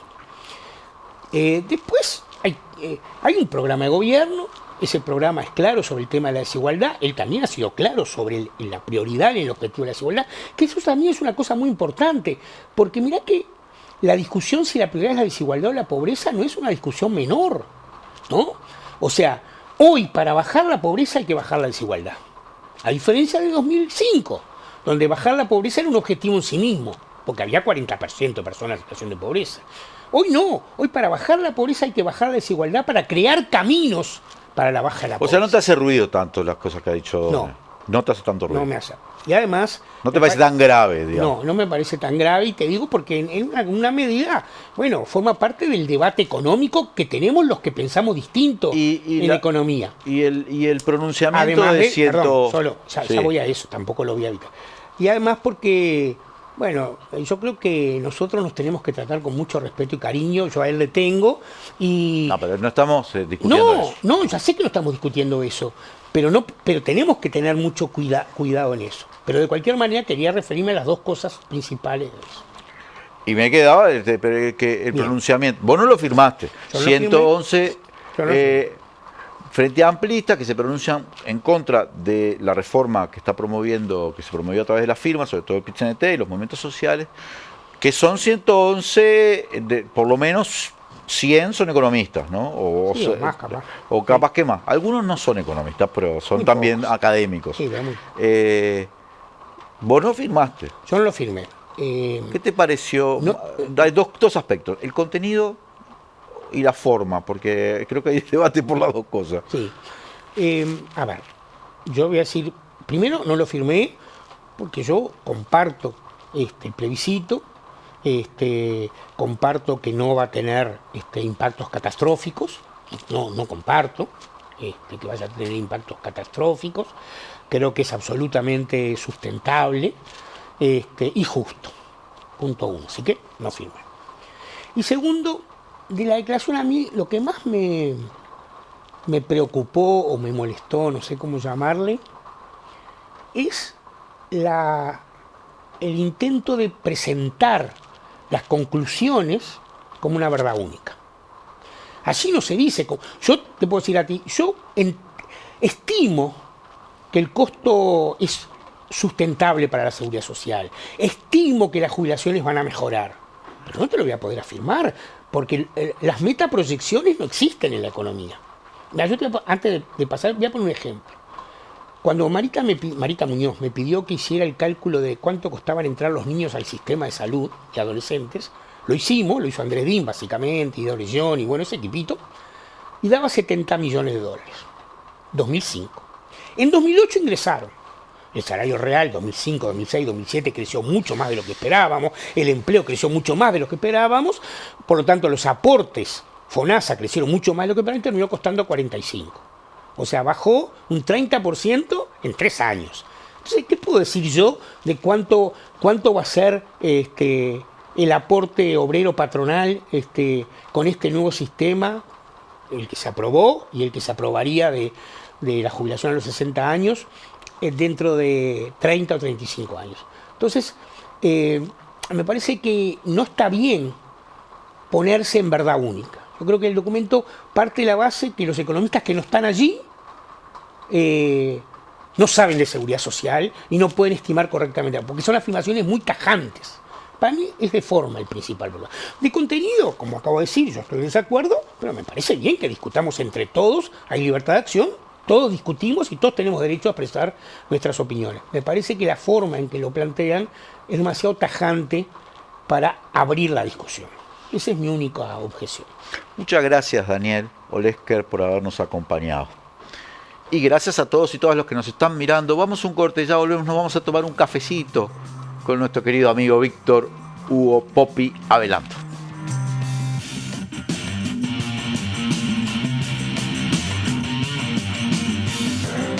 En Brou renovamos nuestra tarjeta de débito y ahora la red Brou Maestro se convierte en las nuevas tarjetas Brou Mastercard Débito, con las que vas a poder disfrutar de un montón de beneficios. Estas nuevas tarjetas te van a permitir hacer tus compras por internet, pagar con la seguridad que brinda la tecnología sin contacto, acceder a todos los beneficios que tenés por ser cliente de Mastercard. Y además, con la tarjeta Brou Recompensa Mastercard Débito vas a poder formar parte del programa de lealtad Brou Recompensa que te permite ahorrar en tus compras. Si querés conocer más de las nuevas tarjetas Brou Mastercard Débito, entra en recompensa.brou.com.uy/débito. Elegí la tuya y comenzá a disfrutar sus beneficios. Brou Mastercard Débito. Úsalas para todo.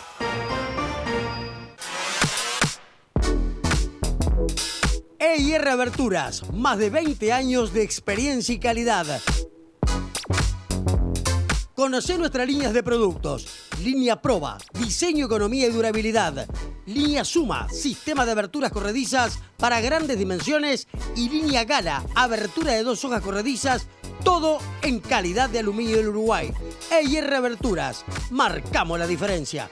Te esperamos en la esquina de San Martín y Garibaldi o por el 094-235508. Para revertir la transformación regresiva, necesitamos un verdadero compromiso país. Hagamos un trato por la educación pública. ¿Vamos a hacerlo?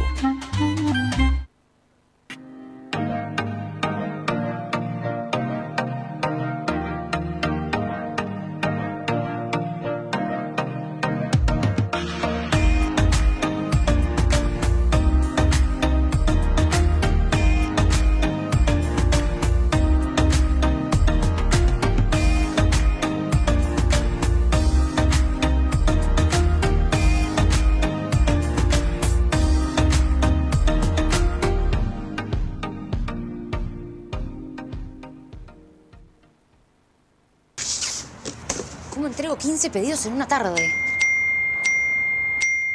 Cuando tu negocio plantea estos desafíos, estamos ante un misterio sin resolver. ¿Quién sos? Soy Guillermo Locker. ¿Sos como un Guillermo Lockhart, pero de segunda mano? No, soy algo mucho mejor. Y vengo a resolver tu misterio logístico. Usa Locker Habitat. Tus clientes reciben un código y retiran la ropa cuando quieran. ¿Y también puedo pedirles que dejen ahí la ropa a consignación? Exacto. Ay, me vuelvo Locker. Guille, ¿esa campera es tuya? Eso es un nuevo misterio. Locker Habitat. Entrega y retira paquetes sin misterio. Más fácil, más rápido, más seguro. SINTEP, un sindicato que lucha y obtiene grandes logros. ¿Sabías que en el 2018 obtuvimos la creación del salario mínimo del sector, que significó un aumento en torno al 40% de los salarios más sumergidos? Esta conquista tan importante no hubiese sido posible sin el compromiso y la organización colectiva de todas y todos quienes integramos el sindicato. Sigamos construyendo logros colectivos. Afiliate a SINTEP. Por más información, ingresa a sintep.org.uy.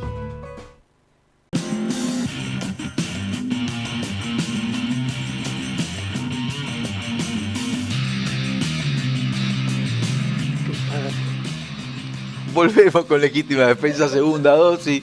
Popi, te está quejando. La gente no entiende porque hace esos gestos al aire, pero porque hay como 10 temas que tenemos para tratar ahora en el Café con Popi, pero Popi quería 3 temas más que no los ve. No quería este tema. Quería los avances del plan de gobierno del FA que se presentaron el 25 de agosto. Los vamos a hablar. Pero antes le digo a la gente que en el 092-982-986, como le digo siempre, tienen la posibilidad de averiguar sobre la próxima excursión que vamos a hacer el 30 de diciembre. Nos vamos para México, vamos a estar como 2 semanas en México, primero en Ciudad de México, donde vamos a pasar fin de año, y después nos vamos a ir a Cancún, a Playa del Carmen, a no sé, varios lugares ahí en la Ribera Maya. Bueno, averigüen, 092-982-986, ahí le pagan el PDF, los que quieran averiguar más información, los que se puedan sumar, va a estar buenísimo, hay un montón de gente anotada, pero hay lugar para más gente, así que los invito a averiguar esta información y a anotarse. Popi, primero bienvenido al Café con Popi, ¿sí? Vamos a empezar. Si querés empezamos con, efectivamente, el Frente celebró un día del comité, el pasado 25 de agosto, también día de la Declaración de Independencia, y presentó en esa fecha el plan de gobierno, que es del programa una Una síntesis y ya con más bajada a tierra. ¿Sí? Todavía falta poco, ¿no? Falta un poquito. Falta un poquito porque bajaron a 23 páginas con 3 niveles de medidas. Que son una, atención a las urgencias, el camino de los cambios estructurales y la procura de política de Estado en temas como seguridad y educación. Bueno, ¿qué te pareció? Así, primera impresión. Es una buena bajada a tierra. Tiene algunas medidas concretas interesantes que van a ser polémicas para la derecha, ¿no? Como una especie de renta básica universal para las mujeres, ¿no? Si se llevara adelante un proyecto de eso, estaríamos en golazos, ¿no? Sí, en situación de vulnerabilidad, ¿no? Sí, claro, sí. Pero efectivamente, yo también vi, hay propuestas, algunas propuestas que son concretas. A mí me gusta lo de las propuestas concretas, aunque yo sé que después cuando uno gobierna la traducción de la propuesta concreta puede tener sus matices, pero bueno, te da algo más que la declaración de buenas intenciones. Claro, no, porque si vos no afinás en algunas cosas, quedan declaración de principios, ¿no? Falta afinar cosas también, ¿no? Falta afinar cosas. Pero además me parece interesante porque en la polémica que hay en la campaña electoral, que el Frente no presenta programa, no tiene programa, que esconde sus candidatos y todas esas cosas que dicen, la oposición tiene un planteo muy claro hecho, que es de los avances en el plan de gobierno. Y después se han sucedido presentaciones de planes de gobierno, como hizo el Partido Colorado, ¿no?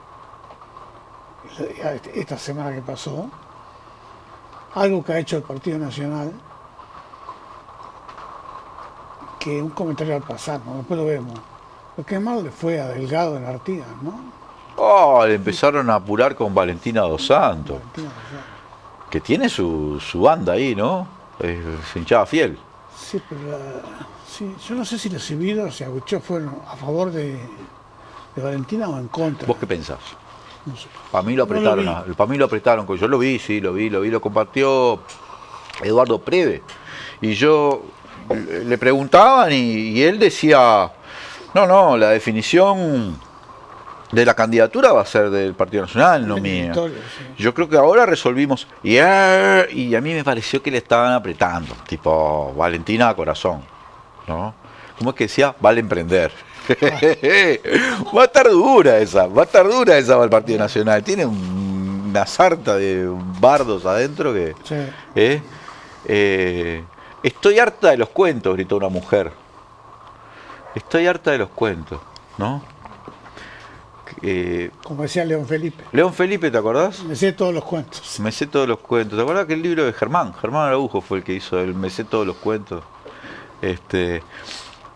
Así nomás lo recibieron a Álvaro con Valentina, con Valeria Ripoll, que miraba así como diciendo, de esta me quedo acostadito porque no quiero más problemas. Bueno, hablando de estas cuestiones más de campaña electoral, el martes a la tarde, en la huella de Seregni, con la presencia de Pepe Mujica y Lucía y el Pacha, pero Pepe en particular, que había salido de una internación. Sí. Se presentó la candidatura de la candidatura de Blanca Rodríguez, que va a estar en el segundo lugar, creo que va a estar en la lista 609 al Senado. Yo miraba esa mesa, ¿no? Sí. Y decía, qué fuerza el Pepe, ¿no? Porque para estar ahí, te digo, ¿no? Porque salía del campo, ¿no? Había salido del campo. Y en algún momento pensé, esta es intención de él, no es que lo llevaron, es él, ¿no? No, él tenía que estar. Pero además, toda la construcción de esta candidatura es de él.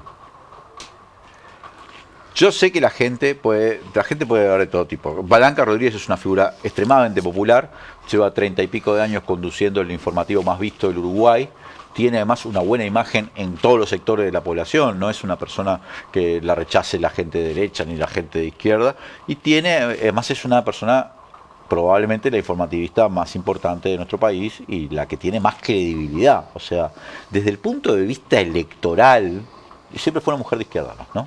Cristiana y de izquierda. Desde el punto de vista electoral, yo pienso, así, olfateo, que es un gol de media cancha que metió Sí, lo que yo no metieron sé. Mujica y Topolansky. Claro, Pepe y tiene Lucía. otro, dice, pero tiene otro Sí. en carpeta. Pero yo creo que vamos a mover la aguja más dentro del frente que fuera del frente. ¿Ah, vos decís? ¿Vos decís que no atrae votantes? No, la aguja la puedes mover un poquito, la puedes mover mucho, la puedes mover nada. A mí me parece que va a mover mucho, pero ¿sabes por qué? Lo miro como en el mapeo total.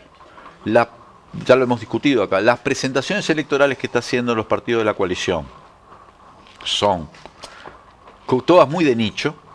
El Partido Nacional, prácticamente las tres potencias electorales que tiene son herrerismo. O sea, vas a tener a Javier García, vas a tener a Heber probablemente, o a Raffo, pero en principio creo que va a ser Heber, y vas a tener la 404, que es la lista propia de la calle Pou, ¿sí? Muy de nicho, difícil para agarrar gente afuera. Sí, pero además hay una cosa. El Partido Colorado va a tener a Bordaberry. Eso te iba a decir. Porque además, si vos mirás que han incorporado en el último periodo la coalición, ¿qué tenés? Valeria Ripoll, Bordaberry. Que no sabe si suma o resta, ¿no? Claro. Y la aparición de Ojeda, ¿no?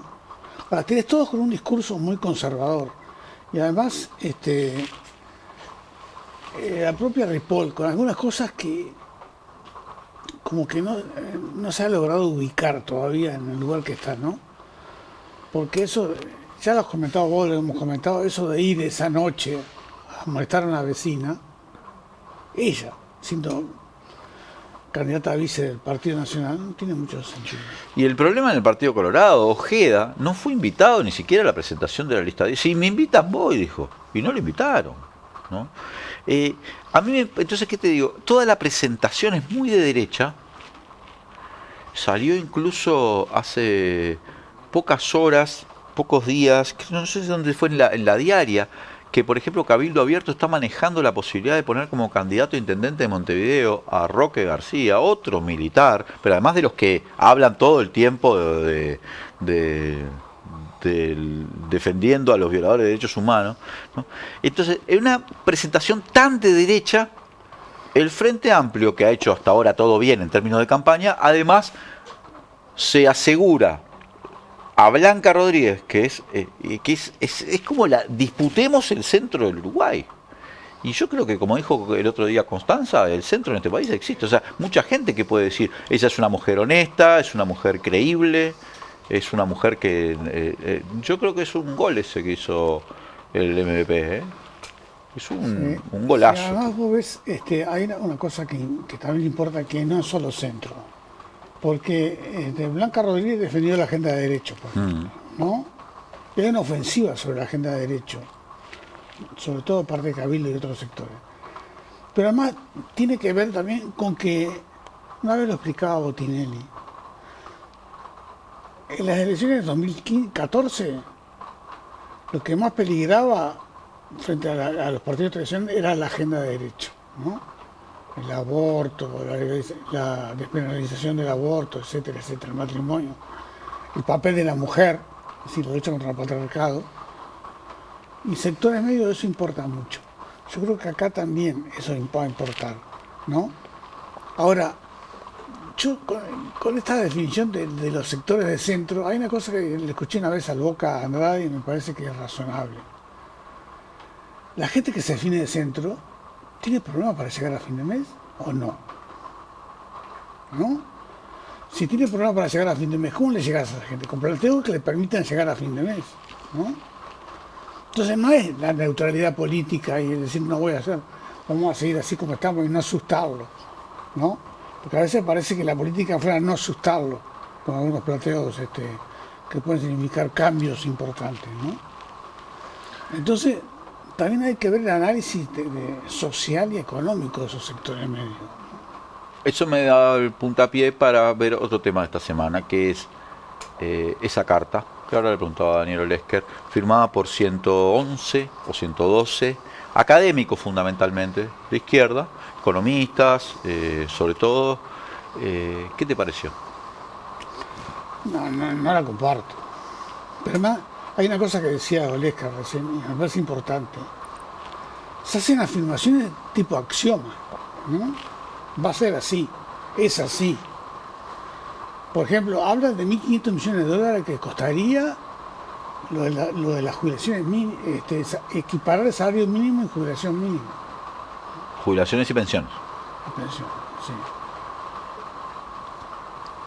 Y no hay pero hay una cosa que yo digo también, es esto. Porque otra cosa que dicen es que existe la discrecionalidad de los gobiernos en fijar el salario mínimo. Lo fija el Ejecutivo, ¿no? Como norma general, como ley general. Y eso puede también perjudicar las jubilaciones y pensiones. Pero no. ¿Por qué no? Porque una vez que yo igualo el salario mínimo con la jubilación o pensión mínima, después el camino de la pensión y la jubilación va por otro lado, va por el índice medio de salario. Salvo que vos aumentes el salario mínimo. Está bien, pero vos ya hiciste esa equiparación y después cada uno tiene su camino. Pero siempre uno como mínimo es el otro. Ah, sí, claro. Entonces, pero ellos decían yo entendí lo que estás diciendo. En el caso que lo mantengas bajo. Ah, claro, que vos planches el salario mínimo para que no aumente la jubilación tampoco. Y no, eso no tendría sentido porque aumentaría por el IMS. De todas maneras es un componente del IMS también el salario mínimo. Habría que ver cuál sería el efecto. Pero me refiero a que si vos haces una política agresiva de aumentar el salario mínimo, te obligás también a aumentar esa jubilación. Sí, pero en el peor de los casos, que vos tengas un gobierno de vuelta de la coalición que te planche el salario mínimo, tu jubilación va por otro lado. Cayó muy mal en el Pichinete. Abdala respondió, pero no solo Abdala, también respondió Constanza Moreira, respondió Oscar Andrade, Juan Castillo. O sea, de toda esa, que va a ser uno de los megabloques, ¿no? Está el megabloque que va a conducir la 1001 y el megabloque del MPP con la 95, todo, ¿no? También hay un bloque que está armando el Partido Socialista, pero no tan grande. El bloque más grande va a ser el del MPP, obviamente, ¿no? Claro, cayó mal del lado de los movimientos sociales, ¿no? A mí eso es una cosa que porque yo creo que la discusión es legítima en la medida en que el propio Frente Amplio dijo libertad de acción. Los tonos creo que son importantes. Y acá el tono, para mí, se fue de mambo. Por supuesto tienen el derecho de discrepar y de decir su opinión, porque está la libertad de acción. Ahora, yo creo que esto empieza a alarvar otros fenómenos en la izquierda. Ajá. En la izquierda social y en la izquierda de política. Porque divorcios de tal naturaleza, yo no recuerdo, puede haberlo, ¿no? Algunos que se dieron en algún congreso del FA, pero se resolvieron. Pero cuando toca temas como estos, hay una vieja frase que dice que nada pasa sin dejar huella. Y esto deja huellas. Pero para vos compromete la unidad de la izquierda. No, ahora no. Pero porque además algo va a suceder con el plebiscito. O se va a aprobar o no se va a aprobar. Si se aprueba no va a ser catástrofe. Lo de la teoría de la catástrofe, olvídate, porque ¿sabes cuántas cosas han sucedido que se supone que terminan con el mundo y al final el mundo sigue, ¿no? Mientras la tierra gire y nade un pez, decía Sabina, hay vida todavía.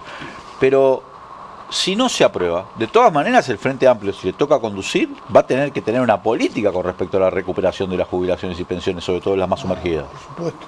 Y algo va a tener que hacer, porque está claro que acá hay un problema que no se puede obviar, que señalan los firmantes, los 400.000 que firmaron, pero que está claro para mucho más gente, y por eso tiene esa intención de voto de acuerdo a las encuestas de plebiscito, de que hay mucha gente que percibe una pensión o una jubilación, única cosa que percibe, muy baja, más baja que el salario mínimo, que no le alcanza. Y oponer a esa gente y decirle, vos no podés mejorar tu situación eventualmente por los niños que están bajo la línea de pobreza, es oponer como pobres contra pobres, ¿no? Está claro. Pero además yo tenía una discusión recién con compañeros. Digo, mirá que muchas jubilaciones son sustento de hogares vulnerables. Decía, no sé, andá al oeste de la ciudad y miralo, en el oeste de la ciudad. Vas a ver cómo. Porque además yo me sigo resistiendo a ese análisis de que ven a la pobreza infantil como parte de una isla, cuando son los hogares pobres que tienen pobreza infantil, ¿no? Entonces, no se puede oponer jubilados versus, más allá de que haya que atender esos hogares pobres, atender esos hogares pobres que tienen niños, porque una vez me decía un economista, cuando una familia está en el borde de la pobreza, eso que hablaba Olesker del 40%, y tiene hijos, cae en la pobreza, ¿no?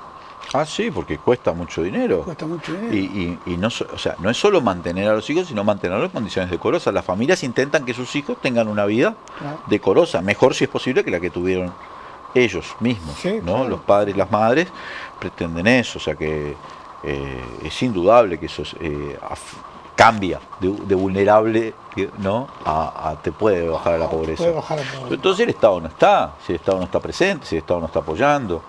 Sí, y sobre todo si vos no tenés los planes de gobierno, esto que plantea el FAN en su avance, si uno planteas medidas que vayan más allá de la atención de la emergencia, ¿no? Popi, vos fuiste estudiante de medicina Sí. en tus años mozos y militante de la EM. Sí. No me digas que no miraste la visita del presidente a la Facultad de Medicina y cómo le cayeron funcionarios y estudiantes. Y él se paró así como diciendo, estaba enojado, ¿eh? Pero banco, me siento banco. Yo banco, sí, pero qué ordinarios, le dije. ¿Qué te pareció? Hubo muchos pronunciamientos diciéndole, viste que siempre atacan, dice, la universidad, mirá lo que son la runfla esta, pero ¿qué sentiste? Pero además, Yo le reconozco la valentía al presidente de la República, después de haberle 5 años dado 0 pesos a la universidad, entrar a la universidad a 2 meses de la elección. No sé qué esperaba tampoco, ¿no? Pero ¿qué pensaba que le iban a decir? Que le iban a aplaudir. sí, a mí lo que... Igual no sé si el tono fue, pero bueno, los movimientos sociales son así. Uno no puede esperar que todo. Pero tienen derecho a protestar. Tienen derecho. Y yo me acuerdo, mirá, siendo un consejo de ministro con Tabaré Vázquez, en Vergara, Sí. estaba José López y todo el COFE, creo que estaba José ya. Estoy hablando del primer gobierno de Alfaro. Y cantando con carteles, todo escuchándolo. Y allá arrancó Tabaré para hablar con ellos. Y ahí habló con ellos y calmó. Es decir que acá no sé, no quiso hablar, me parece, Luis, ¿no? En la calle. Yo lo vi con ese tonito, ese estilo, pero Con la nariz fruncida. pasa que igual es una situación difícil. Ahora lo que te digo, porque en esto tengo mucha experiencia, vos también, es que si vos, a lo largo de tu gobierno, ¿sí? Invertís en educación, mejorás la situación presupuestal de la enseñanza, no te peleás con 280 ATD, no tratás de imponer una reforma prepo, no estás como en el vilipendio permanente. Después, cuando vos vas a visitar una universidad o una facultad, no digo que te vayan a aplaudir, pero no te reciben con hostilidad. No, pero además, Y cuando vos tenés una política que es como muy contra y los estudiantes, yo los creo que docentes, además, los funcionarios, vos tenés que medir y te la protestan. las consecuencias de lo que Tampoco haces. hay rebeldía ahí. Tenés que medir las consecuencias de lo que haces. Y además, yo creo que lo que pasa es que también en parte el presidente y su entorno se compran lo que construyen los medios y la agencia de publicidad. Con esa maratón de selfies que se saca, piensa que todo el país es así. Sí, yo lo vi en un videito en Twitter con la Harley Davidson. No sé cómo vi un tipo curiosamente estaba filmando la esquina cuando aparece la moto de él, que se detiene así. Que casi se cae. Pues que es más grande, es grande. No lo vi que estuviera por caerse. Un momento, ¿no la viste? Ah, no, me pareció que era un conductor de lo más. No, esa parte no la vi. Pero todo eso es como construcción publicitaria, que se la debe de ver a la FLUF. Claro. Entonces vos, yo no digo que vivas en un mundo, en un microclima determinado. No, porque tiene mucha salida la calle hacia la gente, ¿no? Mm. Pero vos tenés que medir las consecuencias de lo que haces. Sí, pero yo creo que además, yo no digo que vivas en un mundo, en un microclima determinado. No, porque tiene mucha salida la calle hacia la gente, ¿no? Mm. Pero también hay una construcción de que todo va bien, que todo, yo qué sé, lo que dicen las encuestas de su aprobación, no de su confianza, de su aprobación de la gestión, ¿no? De él. Entonces, puedes tener esto, y cada vez se van a hacer más. Porque a la medida que los temas no se resuelvan. Le quiero dedicar un par de minutitos sobre el último tramo del programa a compartir con nuestra solidaridad con todos los allegados, familiares de este futbolista Juan Izquierdo, y por supuesto también con los hinchas de Nacional y en general con los deportistas de nuestro país, todos muy conmocionados, muy conmovidos ante el fallecimiento tan temprano de un muchacho que además se ve que era un muchacho muy querido, ¿no? Muy querido. La verdad que creo que nos conmocionó a todos, cayó muy mal como a otras personas que la Conmebol, además de no hacerse presente en el... Sí, no estuvo, vinieron hasta los jugadores de San Pablo, fueron los representantes de los jugadores de Peñarol, el director técnico, el presidente, pero la Conmebol no solo no estuvo, sino que ese día aprovechó para comunicar la sanción a los futbolistas uruguayos. Y me impresionó además porque se supone que el asesor del presidente de la Conmebol es la FLUF, ¿no? Que es el asesor del presidente y es el asesor de Delgado. Podrían haber tenido otro tacto. Sí, a mí lo que me llamó mucha atención y es conmovedor es la solidaridad del plantel de San Pablo, ¿no? Sí, la verdad que mostraron una actitud, exhibieron una actitud de respeto, de solidaridad, de verdadera conmoción también. Porque son chiquilines. Yo pienso eso, el fútbol son ídolos de multitudes, son personas que la gente... Pero en el fondo son chiquilines jugando, son todos muy jóvenes, la mayoría, y lo que sucedió es lo más antinatural, ¿no? Que cuando estás jugando se produzca una muerte, se produce una cosa de esta naturaleza. El dolor en el mundo del fútbol fue muy notable y yo lo comparto además, y quiero compartir además nuestras condolencias con la familia del muchacho, que además tiene hijos muy chicos, una familia muy bonita, muy hermosa, que lo quiere mucho y ante una pérdida así, bueno, te quedas sin palabras. Creo que es un hecho luctuoso de que aconteció esta semana y que merece que nosotros manifestemos nuestro respeto y nuestras condolencias. Bueno, Popi, nos vemos el domingo que viene. Gracias a todos y todas los que nos han acompañado. Soy Leandro Grille, esto fue Legítima Defensa, segunda dosis.